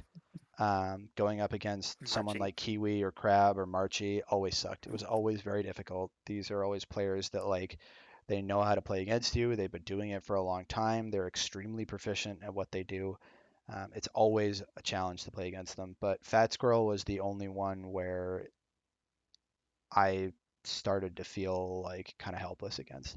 That was the only player that ever made me feel like, what's the fucking point? Yeah, You know, like yeah, every other player I knew at least there's a chance we could beat them. And with Fat Squirrel, it felt like there was nothing I could do. I could get 15 shots a game and I would still only score once. It was awful. I fucking hated playing against Fat Squirrel. And it was, a season and a half worth of it. So take that for, what it's worth. But fuck you, Fat Squirrel. yeah. Then you drafted him a couple times. Yeah, we'll get there. All right. We'll get there. Yeah. All right. So my favorite one to play against was Sorry. Otto. So before I forget about Okay. Otto playing against, I totally skipped over. I forgot when I got into the league, my second season on Nashville playing forward. Otto played D, and he was the best. He won best defenseman, rightfully. That is without a doubt the hardest defenseman I've ever played against, ever. He would block passes out of the air without looking at them every time. It was insane, and then he would Another score reason twice that a he should game. be above me for all players of all time. Otto, Best player of all time. and I totally forgot how good that he was on Boston there. Yeah. That is the best defenseman I've ever played against. Yeah. Is Otto. I'm so glad they botched it in the first round and didn't sweep us in the finals. Yeah, Otto's disgustingly good. Yeah, so Like I I hated said, that too. another reason why Blocking he should be passes out above of the me. air. Yeah. No further comment Sorry. there. All right, Sorry. so Otto is my favorite to play against, but again, that comes from sort of what I spoke about earlier, where I always looked up to him from the very first day I played the game. Otto was there, and he was like the best player from day one, and he had played the Him game and DVD.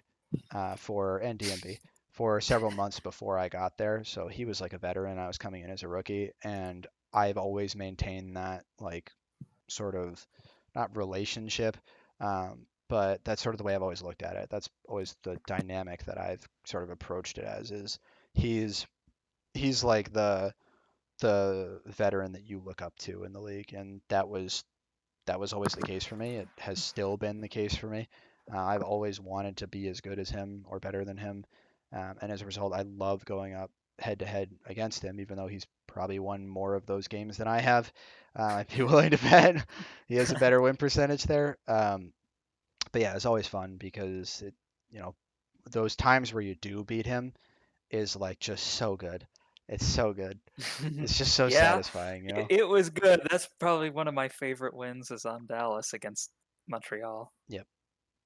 So what What about you? Player you enjoyed Player I love playing playing against. Well, once again, I'm gonna throw the name Dyal in here because again, it's similar to you looking up to Otto, except instead of a 2-month difference, it was like 3 years or whatever. Mm-hmm. of came in, seeing Dial, he's the GOAT, and then getting to play with you and get to know you and playing against you. It's just always, especially I played. I can't remember exactly how many times it was, but I know we played my first 2 seasons of the LHL. We played in the playoffs.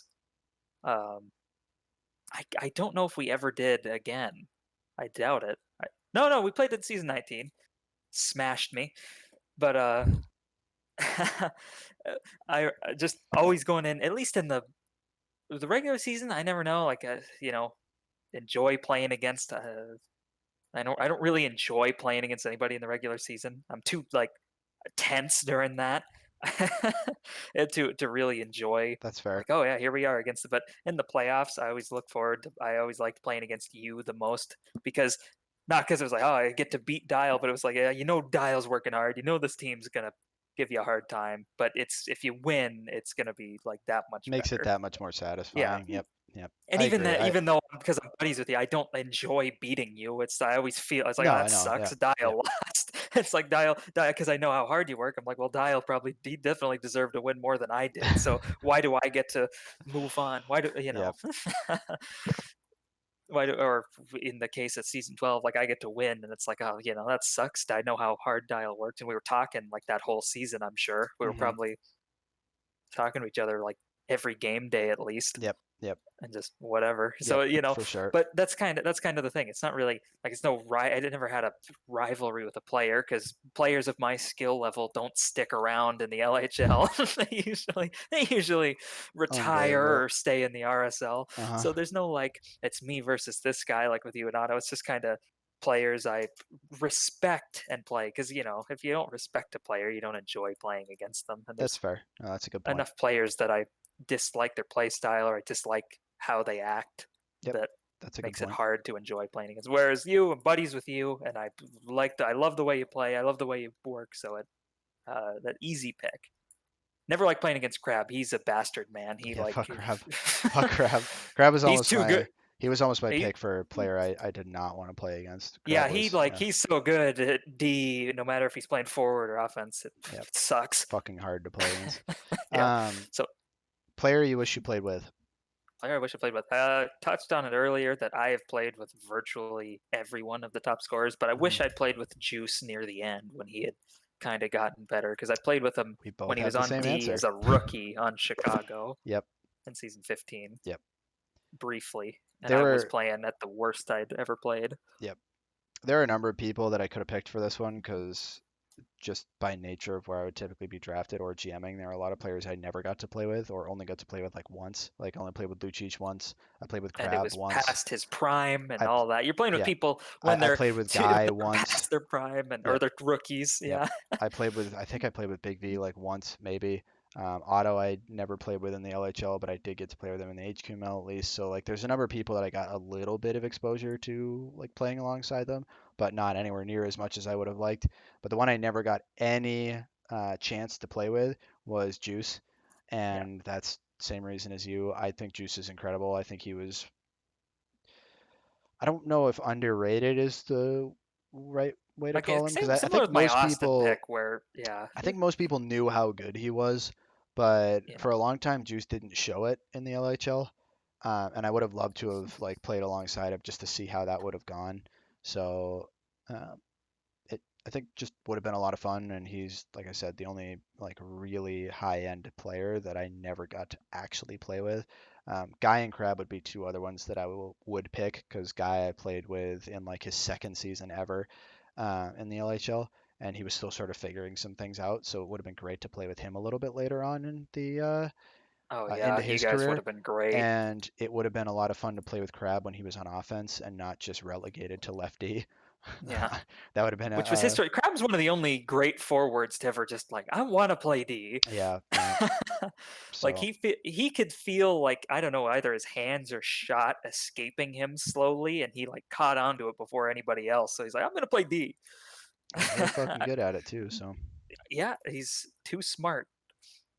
All right, let's and flip it. not untalented. Player you wish you had never played with. I'll go first Yeah. just because it's a carryover of what I said earlier.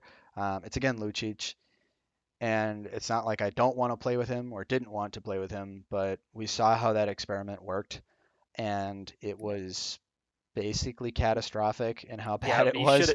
should have just Um, picked anybody else that season in the yeah, draft. and I'm sure he would agree.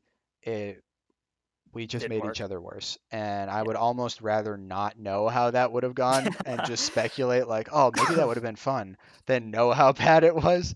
So Yeah, that I would think the thinking was he probably, led the league in assists the season before, yeah, yeah. and we assumed that hey, that'll work. He likes to pass.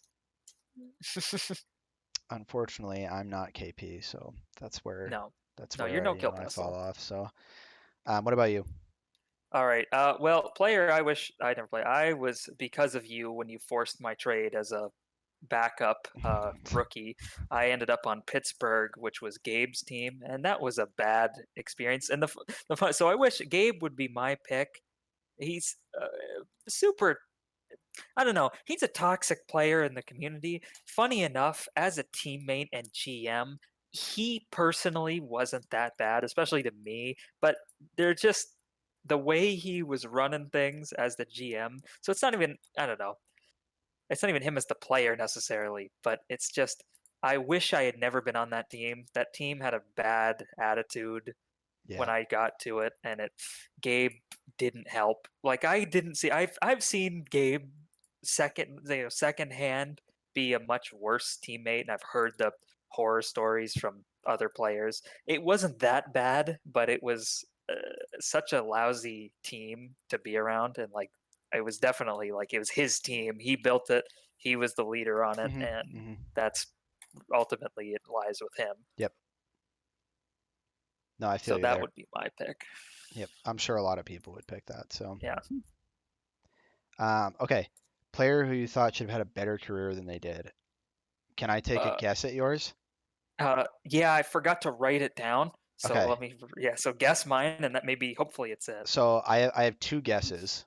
One Yeah, of them is my ultimate answer, but I have two guesses. The first one is yeah. KP. Okay, that would be, yeah. No, that was not my pick, but he is somebody who, again, it's not even surprising to me though, like for all the reasons you listed, that he didn't have a great career. Like I think he could have.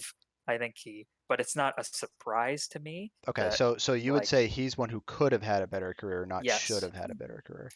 yeah, Okay, so yeah, kind of yeah. semantics So there, but okay. okay, The other one that I was I've going to guess is my answer, which is PK. Oh, PK. No, I think yeah, success. Yeah, depending on how you view success. I I guess I look at I see success as that. like a success is Yeah. whatever it means to you as a person, and to PK, what success He was, never succeeded in his yeah, mind, no. to PK, what success was winning the cup. Yeah. And and in my mind, I think that's what it is for a lot of people. Success is winning the cup. And once you've won the cup the first time, then a lot of people start to look at success as being more personal achievements. Like, Yeah. I want to lead the league in points. I want to be the best defenseman. I want to be the best goalie, whatever the case is, right? Yeah. But that bar for success was never met for him. And I think he's probably one of the unluckiest players in LHL history. And I would go as far to say that he's probably the best player to have never won the cup. Oh, for Um, sure. there are a couple good players that didn't ever get to win, but I would say he tops the list, Yeah. almost bar none. There's there's so many times that he came really close at like this far away, Game 7 and by yep, one goal a couple of and just times. couldn't do it. I mean, you got other names out there like Go Leafs Go came really close a number of times too. Prolific player over a number of seasons, was a very good GM. But I think PK takes the cake here, Yeah. and he.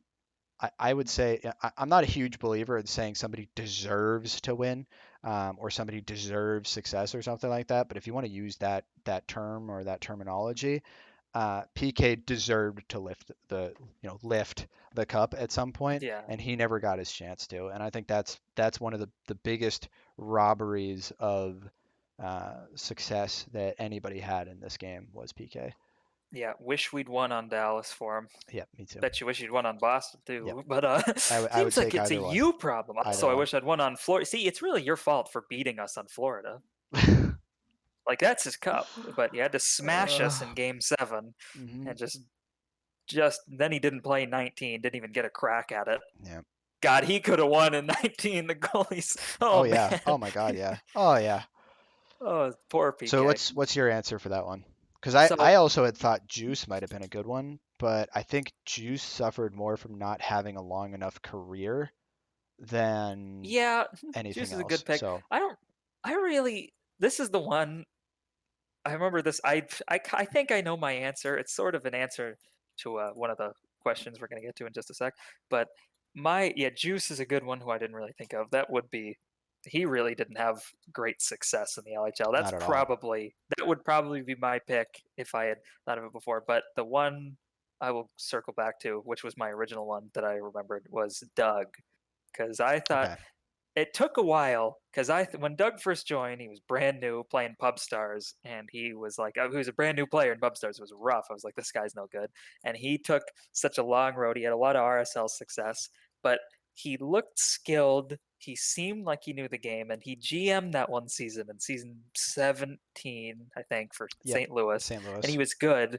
And then he pulled the chute on the kind of 2 gave up. seasons after that. He Yep. kind of gave up on the league. He didn't like the league, didn't like the players, he didn't like a whole lot about it, but like he also, he struggled when he did play those next 2 seasons.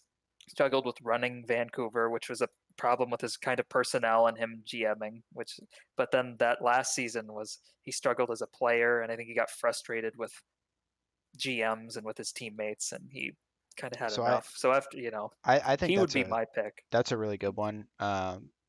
We're looking at two different ends of the spectrum, right? Like Doug is, more towards the middle of it, somebody who should have been able to reach higher, but was almost held Yeah. down to an extent. Whereas, PK was up at the top, trying to climb over the final hurdle and just couldn't quite get there. Yeah. But I think that's a really good answer. Actually, I like that better than Juice even, who we brought up earlier. So that's a Yeah. good one. I like that. Because well, Juice was playing, scoring, doing like that's the thing with Doug. Should have been like he had all the talent, and well, he was Doug's biggest problem was, polarizing, yeah, he was a but he had a lot polarizing of people. A lot of individual. people liked him, and a lot of people liked playing with him. I would argue that there's a extent to be or a point to be made here with Gabe as well. Could have probably achieved more for somewhat similar reasons, and I don't want to necessarily clump the two of them together and say they're the same situation by any stretch here, but both of them were disliked by a lot of people because of their personalities and because of the way they carried themselves and because of the way they interacted with other people in the community.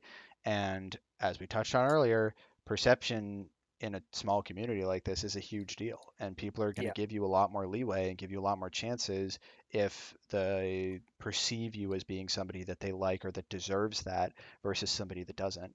And I think Doug, maybe not quite to the same extent as Gabe, did experience some of that where people would say, I'm not going to draft him on my team or I'm not going to start him because I don't like him. or if you're And on his team on Vancouver, you're not going to listen to him exactly, and not going to exactly. trust his Yep, leadership yep, here. yep.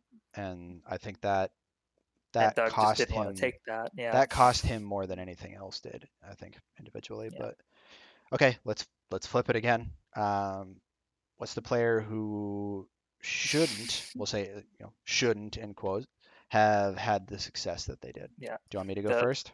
yeah the player you couldn't believe had the success they did. Sure, you can go Okay, first. Dildozer. Okay, yeah, I, okay. I don't really know who else you could say here, to I be know your honest. opinions. Before Look, he look, goes on, I it's my think he was opinion, good. but my opinion is correct. And so it's not to say that he wasn't good, right? I'm not saying that he was a bad player. I'm not saying that he wasn't talented or any of that. But Dildo won like 3 cups or something like that out of 4, and like that's a lot of success to achieve as a forward. He was a multiple time top 10 scorer in the league, and I think he benefited a lot from being sort of more in like a Cap situation we were talking about, like where Cap should have been, where like the third, fourth best player on the team. he was fortunate enough to be in that spot on a lot of teams where he wasn't the top player and he didn't have to be the top player. And as a result was able to like perform well in those situations where he had great tools around him to enable him to succeed. But as soon as you took him out of that environment and put him in an environment like Quebec, where he had to be the number one guy, things looked a lot different. And he was still capable of performing and being, good. It wasn't like he was bad or anything, but the difference between having that supporting cast around him to enable him and not having it was huge. And I think Dildozer made his success on a lot of sort of cheeky plays, we'll call it.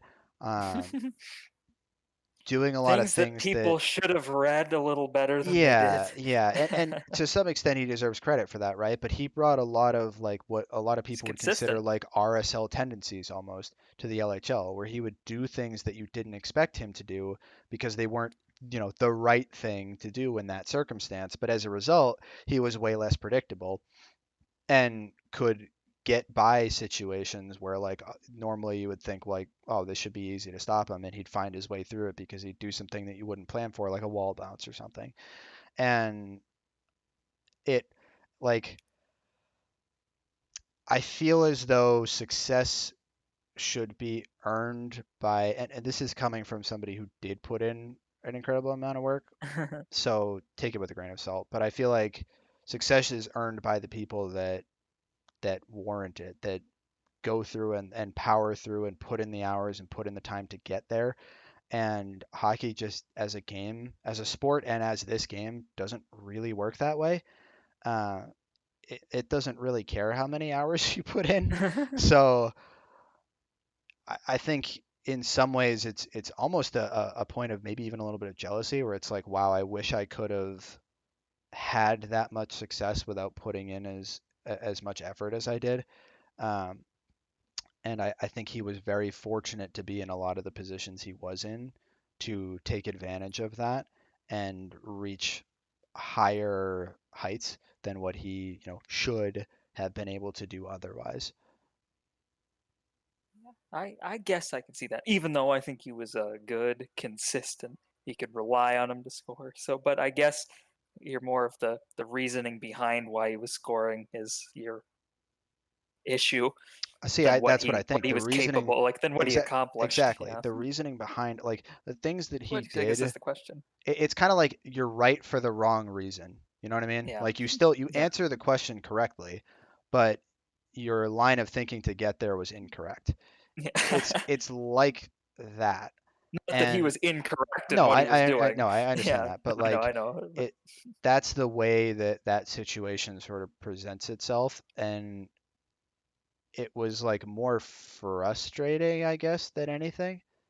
yeah. Just to see it like as somebody who was an outside proponent of that, to not be in that situation, it's like, oh, of course, like, god damn it. So you want to Yeah, take your turn here? yeah. I So know you were really I'm looking yeah, forward to this one. yeah. Another one I kind of yeah, I guess, but don't like again, don't like throwing people, dragging them that much. It's funny to do, and if it was just you and me talking, I'm sure I'd have a lot of opinions on everybody. But so Are we this in the one, spacer right now? Is that? yeah, as we're in the spacer, hidden away. But That's what we should have so called this. This podcast should have been the spacer. the spacer, yeah. Yeah. No, but my answer on somebody I couldn't, based on my own wording for it, of a player who you can't believe had the success they did. And this one is not a fair answer, but it is my answer based on what I saw. And somebody, I was talking to Crab the other day about this player, and we've talked about him before, the huge amount of success he had. But by the time I was playing the game, and especially when I was in the league and watching this guy play as a contemporary of his rather I than think I know where you're going with this yeah, one. I'm going. It's Big V Yep. is a legendary player among the older players, especially Dial and Crab, Taze, these guys who played with him, especially early on. He was a great goalie, great defenseman, one of the more successful players, really, like ever. He won a lot of cups. He won on Edmonton, but He had a trophy named after him for a long time. It was actually he, only more recently renamed. yeah, so he is a player of huge had huge success. Now, we've talked a million times about the league getting better, players getting hitting a wall and things like that. But the Mhm. big V I saw was not an LHL caliber player. And that is not, I'm not like trying to shit on a guy who took a little time off, didn't practice. I don't know what it was, but he had such a horrendous couple sets of seasons when I was in the league that it seeing him, you question if how it's possible that he had the success he did, which isn't fair to him because it So, happens and it's weird. It's a different time, but it's just a player that when I saw play, mhm. when you see him play in the time that I played, I couldn't believe that he was a legendary, like, if that's a thing, a legendary LHLer. Yep. So I would say, as somebody who witnessed it firsthand, right? Yeah. The big difference with him is somewhat similar to, I think, what happened with Matt and even with DMB, and maybe even Lucic here, is they all stopped playing the game. Yeah. When they got to the point where all of them started to fall off, they weren't actively playing the game anymore. They weren't playing in pubs all the time. They weren't like up till 2 a.m. at night like most of these people were on a lot of days, like just solo practicing or messing around with a couple people. Like they weren't doing that anymore. And this is a game where, like, yeah, you can maintain a semblance of, like, being still like good at the game even if you haven't been playing recently. And I think, some of what you've seen recently in like captain's games and whatnot does show that, even though I'm rusty as hell. Um, Yeah. very He's rusty. still got it, folks. um, I think that was a big problem for them, and Big V was probably the first one. Maybe Matt was really to really experience that because, like, to use Matt as an example, he would play like 6 hours a day. Like think of how much like everybody knows Guy plays the game or used to play the game, right? Every day. Guy would be on all day. All day. There wouldn't be a pub that would happen that didn't have Guy in it, or he wasn't in the server at least, if it was like a pub stars and he had to I'm wait his sure he's turn, not thrilled with right? you bringing that up, but Well, yeah, he might not it's be, but true. it's true, right? It's true. He Yeah. played an incredible amount of the game, and there's nothing wrong with that. Um, Well.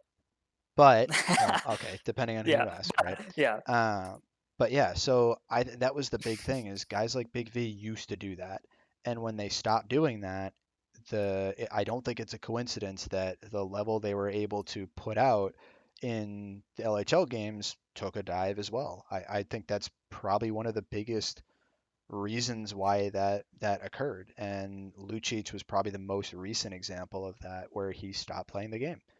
And look what happened. He went from being like a top performing player to struggling to maintain a top 10 spot on the top performers. Hmm. So I think it really all falls along with that. But anyway, Yeah. So anyway, that is my though unfair pick because it's commenting on a player I didn't really see at his best. It's just a player I saw. given your Didn't seem that context great. that you had, Yeah. I think Yeah. it's fair. So, Yeah. I think it's fair in the context. I just don't think it's not really fair to him mhm. because I'm not trying to take away what he accomplished. Like I'm sure he must have been great. No, It's just I'd never saw it. The I level I gotcha. saw him play at what I gotcha. boggled the mind. Anyway, Okay, yeah. I've been going for 3 hours. a little bit less, but we're getting there. Oh yeah. All right. Who did you think was going to be like really good, but then they ultimately didn't Yeah. pan out? So who do you think is a non-nice way of saying it is who is your biggest bust? Yeah. So I think, and I'd asked you about this guy. You know this. You know my answer here. I'd asked you because I was trying to remember if it was actually him. So I'm sorry if it isn't. But I seem to remember Mervs joining the RSL and being good right off the bat, and then disappearing forever. But he was like when that wave when like Guy and Drag joined, and like there were a bunch of players. BG Mhm. joined, these guys who would become LHLers. Mervs was the best of them this first season, and then he just disappeared. And I think it was him that I thought was going to be good. And the other guy, when we were questioning if it was him, was Pylon, another guy who kind of joined in, looked like he was going to put the work in, and just fizzled out. Yeah, that's another one that I definitely agree with, Pylon. Um, my answer, because I was one of the people that thought Pylon was going to be really good. My answer is actually not Pylon. My answer is actually Fat Squirrel as a skater. And you Yeah. know this because I picked him over you Yeah, more than a once. couple of Yeah. times. No, I So don't think you picked him over me the second time, but you did get him and not me. yeah, I really thought that he was going to be like excellent. I thought like he was the guy. Uh, like he had been an incredible goalie. He wanted to switch to something different. He had an incredible work ethic. He practiced a ton. He would watch his own replays. He would watch other people's games to look at like tendencies of other players to try to figure out things that like he could do better. Um, I thought he was really well suited to be a great HQM player, like great. And he just never put it together as a skater. No, And I'm not really sure why, but a big part of it was that he, I think, tried to or was a little too focused on his own individual skill set and not focused enough on how to play with the team. And as a defenseman, there's a certain level of like understanding that you're going to have of like what they're going to do and the role that they provide in a team because a defenseman is like your that's your security blanket, right? And he would be constantly up the ice like forechecking and whatnot. He basically tried to play as a forward from defense, and I tried to like work with him on that, but we just never really got through to a point where he sort of accepted that, and that was the biggest thing that held him back. Two yeah, other, I think anyway, two other honorable mentions to it for me. One, honorable. yeah, honorable. Um, Dishonorable mentions. one would be Hawk. I thought Hawk, when he showed up, um, was going to be incredibly good. He clearly had a knack for the game, clearly had some innate talent, and was like open to learning and open to feedback from people, and seemed like he was going to be the next coming of Crab. I mean, he was smart and picked up on a lot of really good tendencies really quickly. Like he looked excellent. And somewhere along the line, he just completely derailed. And I don't know if it is a result of like his edgy personality that he has, Yeah. but he got to a point where he was no longer like on that same trajectory that he was on previously. And part of it probably is the competition at forward. It's hard to find those slots, but he could have filled in and been an amazing like secondary supporting forward. And it just never panned out that way. And even though he was like still a good player and had like ability, had talent, he just couldn't put it together to be like a true one of meaningful those contributor to one a of those team. examples of a like a talented scorer who is like at least when he did play he would hurt his team Hmm. based on just his team play wasn't there, which is something that again, like you said, looking at him Well, he earlier had with his that. passing, yeah, Early he he had had that, it. and then He it had it, and just then gone. It yeah. disappeared, and I don't understand why. I will never understand why that happened. Um, Part of me thinks like, oh, I wonder if I had drafted him and just started him and said like, oh, you're gonna start on offense next to me. That probably would have been a smart pick at one point, and maybe things would have panned out differently if I could have helped coach him a little bit. But yeah, I think he got a little too self-invested or self-absorbed and stopped being willing to like take feedback and continue to grow as a player, and that Hmm. really stunted him. So, what Yeah. about you? Uh, well, I gave that was my Mervs pick. Oh, right. Somebody I saw thought was gonna be good. Yeah, yeah, yeah. Yeah, And we've both yeah, done kind that of once. circle that. Yeah, that's fine. Am I kind of glad? That's not really. I wasn't. I'm not even confident that it's Mervs I'm thinking of. So whatever about my pick. It was some guy playing D in the RSL like Hmm. around when I started that I Hmm. thought was gonna be good, and I think a few LHL guys might have liked the look of him too, Hmm. and just didn't work out for him. Okay. So, who's a player you thought would never amount to much, but ultimately surprised you? Do you want me to go Okay. first on this one? Uh, I can go first. Wait, Okay. no, yeah, you go first on this one. I went All first right. on the Sounds last one. good. Marchie. Okay. Marchie was a middling at best forward for like 10 seasons of the LHL. Like that's a pretty fucking significant amount of time. That's like 2.5 He's one of years. the longest like running players. Yep. Like he He played was longer than there almost anyone. in like season 1 or season 2. He was there. And he like had some talent, but he hit his ceiling real quick, and it seemed like that was it. Like he was just gonna forever be like a pretty decent LHL backup slash good RSL forward, and that was all there was gonna be to it. And I don't remember who it was that first did it. I think it might have been Leafs. Leafs did it, But yeah. somebody took him and just forced him on D and told him that's where you're gonna play, and he just took off with it.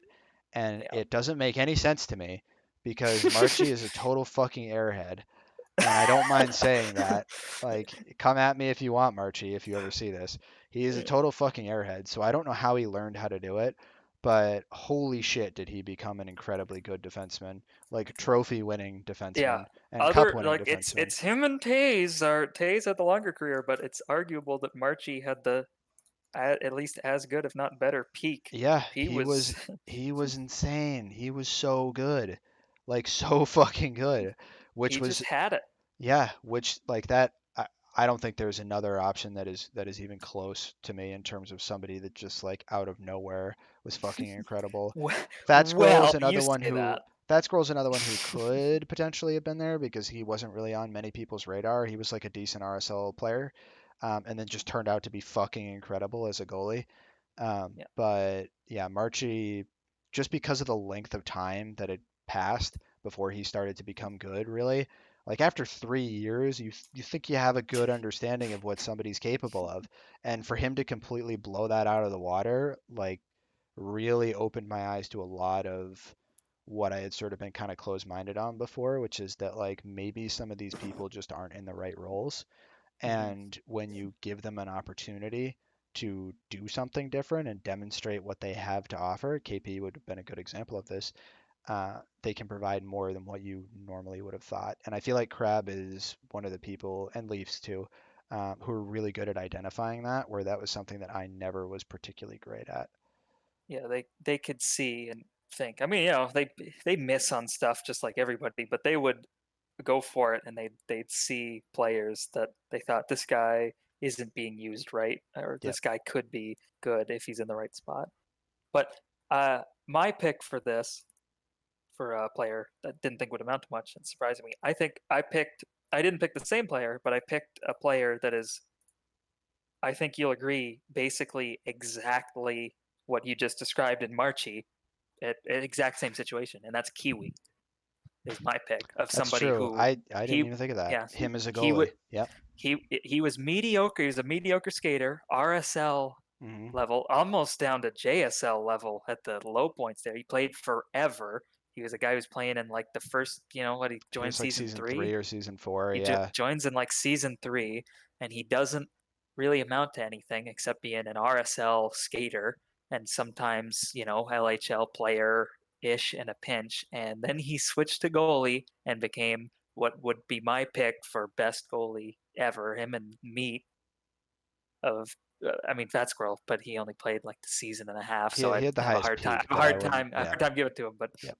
Kiwi and Agree. Meat. And Meat isn't somebody who came. I think Meat came in at the same around the same time I did, and I was like, this guy's gonna be good, and then he was. Yep. Like it was no Kiwi, watching him, and the more impressive thing to me is after Kiwi decided he didn't want to play goalie, he became a skater again, and he was way better as a skater than he ever was before. Like he what he did in that season 19 playing with Otto, whether it's product of Otto or not, I think those two just play well together. Yeah. I don't think it's a knock on Kiwi.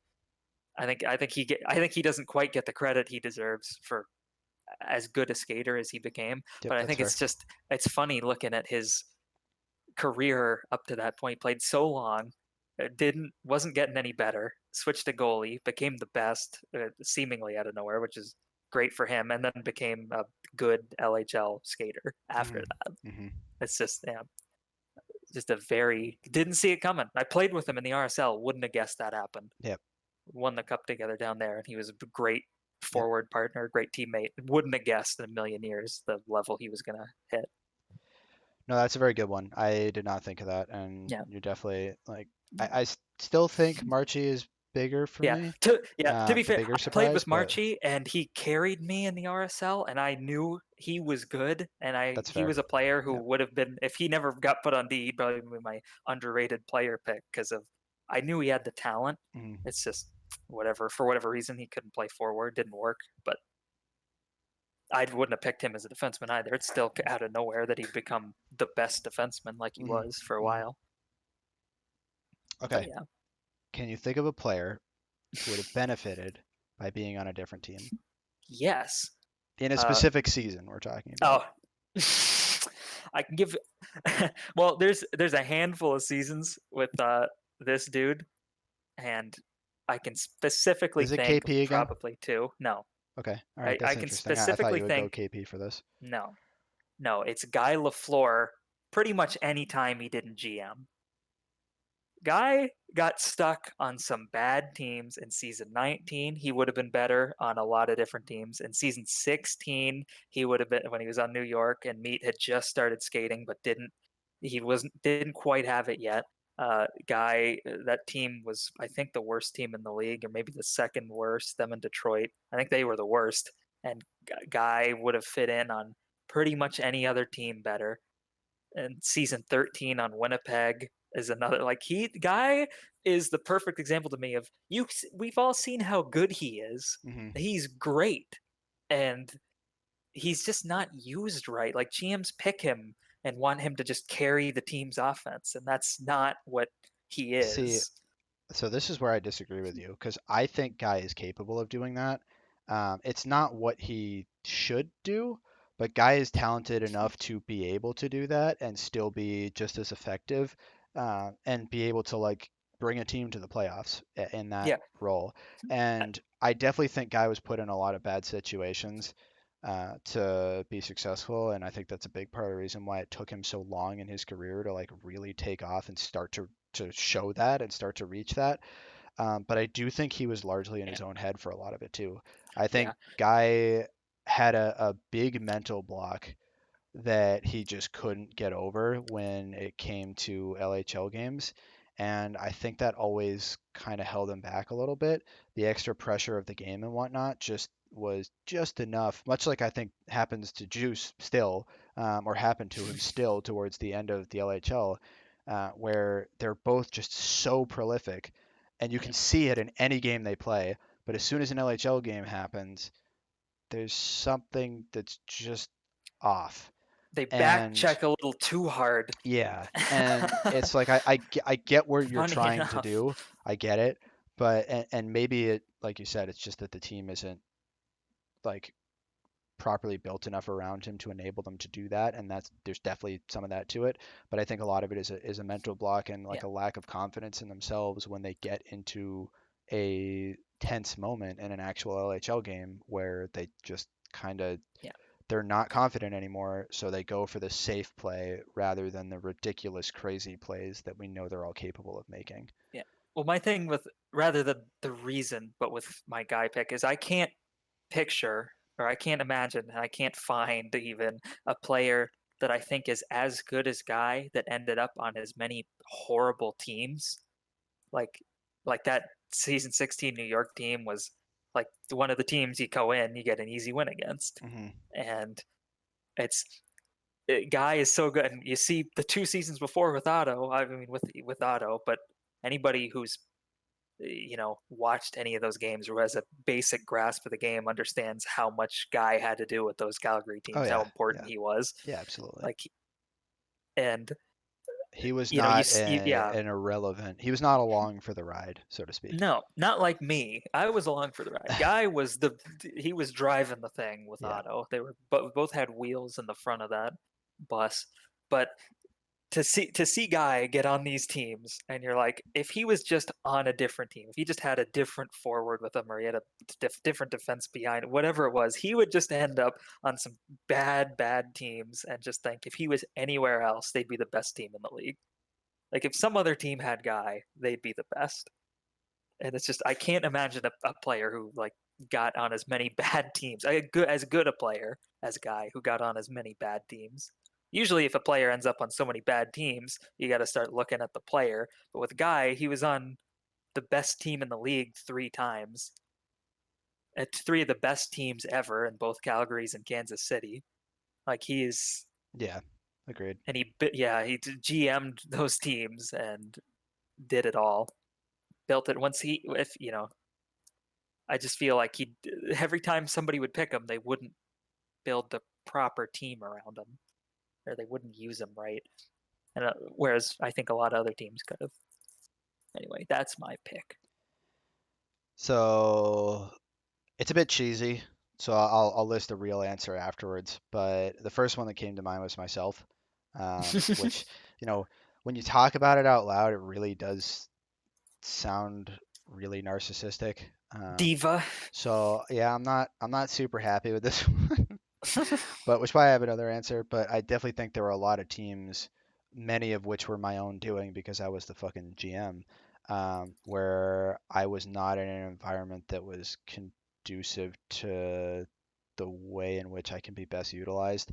Um, and I, there were a number of times where like my team would get eliminated or something, right? And we'd come into Discord or TeamSpeak afterwards, and I'd be talking with like you and Guy or Austin or somebody. It'd just be like talking about how like my team just didn't like play correctly around me.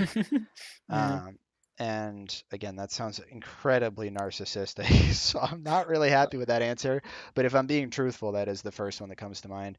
Um, the other two that I were thinking of, one was Guy, for all the same reasons that you said. The other one is Juice, actually. Yeah. And I think Juice was.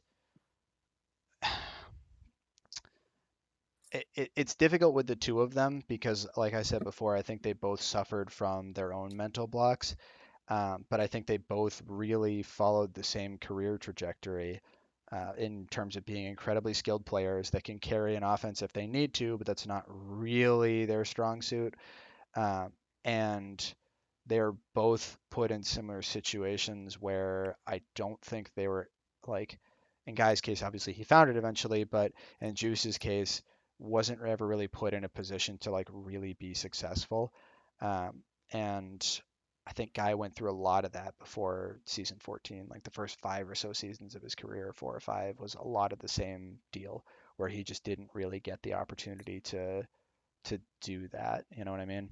Hmm. And I think there was a notable change in Guy after playing with Otto, where he did finally have that environment where he could sort of boost that level of confidence to keep going. If you look at like pre and post playing with Otto for Guy, his numbers afterwards are much better and Yeah. closer to what I expected him to reach from the get-go, what we all expected him to reach from the get-go with how fucking talented that dude is. And Juice started to get there as well, but again, Juice kind of has the unfortunate asterisk of coming in way too late. And the majority of his career happened at the tail end of the LHL when things were kind of already on their way out. So I would have loved to have seen what would have happened to Juice's career if we had had more seasons, and we had continued on playing and not taken, it's almost getting on almost a 2-year break now since the last LHL Yeah. season. What would have He happened should if have that was the GM'd. case? He should have. He definitely should have, or at least He given it could a have. shot, right? Yeah, It the couldn't thing have is, been you any got a worse. GM before you're picking super late. Like Yeah, he could have got a better pick than like it would have been one of those seasons where you look back and think, why did he pick that high? yep.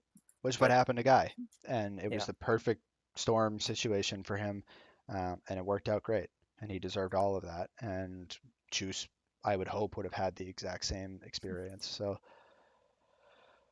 yeah, okay, last question. it is. Yeah, this Oh is the my last God! one. Yeah, Finally. only 3 hours and 12 minutes in. Oh, Okay. this is a rough one to end on. Think of another question while I'm answering this. Can you think of a time that a player was only good because of the team that he played on? Yeah, let me get mine out of the way.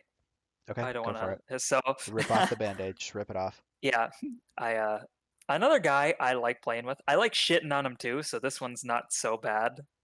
I mean, this one feels a little more personal than usual, but it's BG playing forward on Hamilton. Is I think, and I, based on his other attempts at I wouldn't forward, have such said as that was on good. Detroit. That's the difference between you Well, and they me here. won.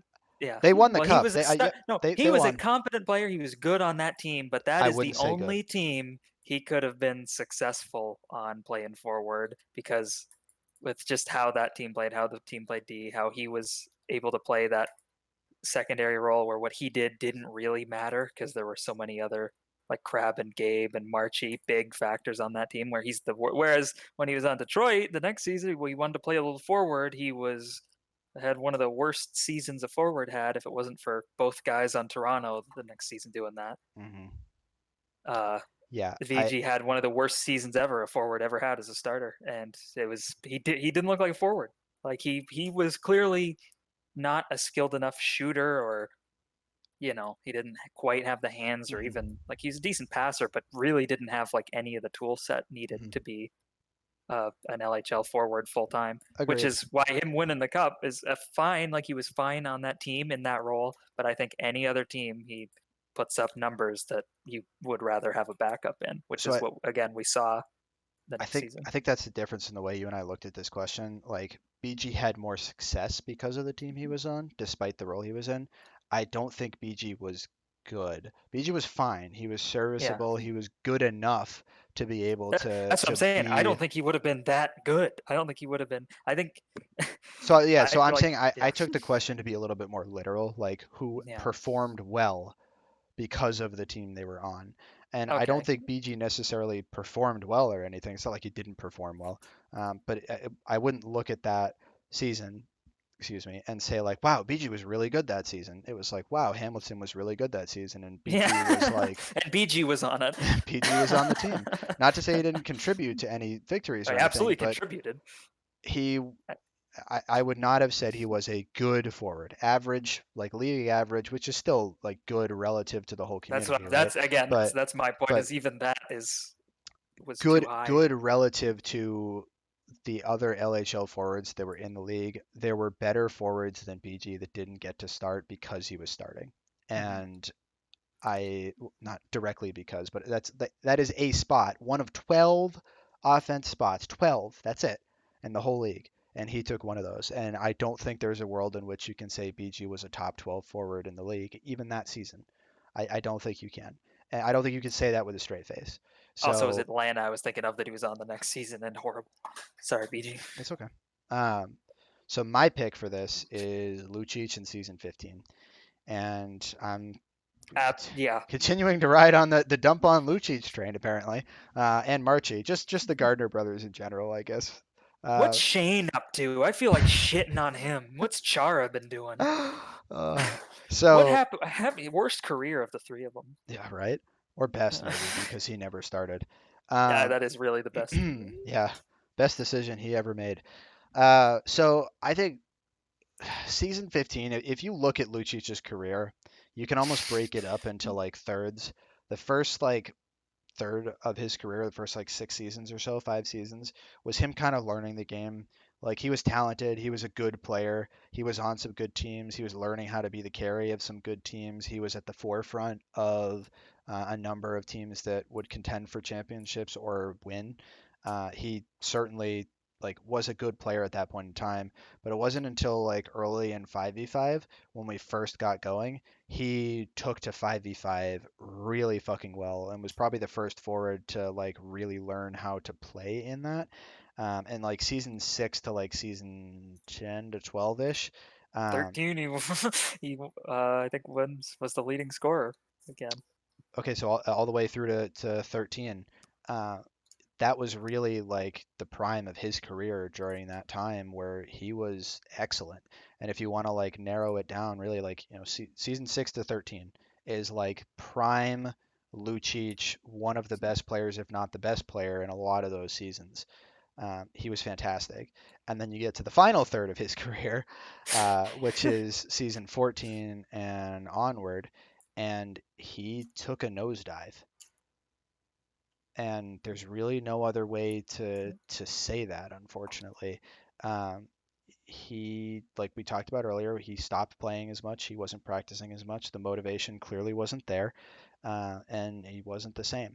And season 15, it looked like things might be kind of turning around, and maybe he found that motivation again. So Yeah, because there's that. it was rough in season 14 and then Then 15, season 15 yeah, yeah. was like, He only had okay, one wasn't off. bad. It might have been an off, is what we thought about Yeah, 14. yeah. But what ultimately was the reality is you look at the seasons after that and you realize, okay, like season 13 or sorry, season 14 wasn't just like a flash in the pan here. This was like actually a sign of what's coming. And season 15 was really the outlier here. And I don't know how they did it. Don't understand it. KP is a wizard. Leafs is a wizard. I don't know. But they managed to play around him and get the best out of him that they possibly could, which, when looking at the seasons that followed, is even more impressive in hindsight, given how much he struggled to continue to perform in those future seasons. So um, that would be my pick of somebody that like really benefited from the environment that he was in, and was made to look way better than what he probably was at that point in time, even though Made he you was still draft him in the capable of first more. round the next season. Yep, Yep, exactly. that's how good they made him look. Anyway, okay, so that is it. That is all the questions that we have. Is there any others you want to add in here? Uh, anything you got? I got nothing. I only came up with every question we just had. Well, yeah, you handed me this list, so Yeah, well, yeah. uh, I got nothing else for this one, which is probably fine because we're about to be at 3 hours and 20 minutes anyway. oh my God, we should release in 2 parts, maybe the players and the team sections. Yeah, we could talk about that, We'll but talk about it. anyway, so we might do another If one of anybody these listens to this, at if some anybody point. listens and wants another one, maybe pick a topic, find something, some LHL We history. Maybe we we could talk about some you and I can seasons or sit here and talk about HQM yeah. for days on end. So Between the two of us, I'm like fairly certain we watched over 90%, maybe 95% of every LHL game ever played. I believe that, yeah. I would believe that. Like Lewis did a few stats, so he would have seen a few games that we didn't. But other than a few games here and there, I'm pretty sure you and me watched virtually every game Yep, ever played. exactly. I would agree. Yeah. Okay, so with that, we'll cut it off here. This was a lot of fun to do. I hope nobody gets too offended by anything we said. I hope BG does. I'm just kidding. I love playing with BG in the last tournament. Yeah, I hope Marchie gets offended too. He But will not listen to this. I that's don't right. think anybody will. I bet Maybe Crab will. maybe I'll throw up some timestamps or something just to make it a little bit easier Definitely for throwing people to timestamp. sort through. But yeah, we'll see. If people actually enjoyed this, maybe we'll sit down and do something like this again. So Yeah, we'll do another um, season. mm, mm, You just got to donate mm, to the. I don't know. no, I'm not going to go that far. Okay. We're gonna put this on the new LHL site. Good to talk to you about all this again, Tony. It was a lot of Yeah, fun. love talking. Hopefully, even informally, we can do this again. So, Mhm. all right. Have a good one, guys.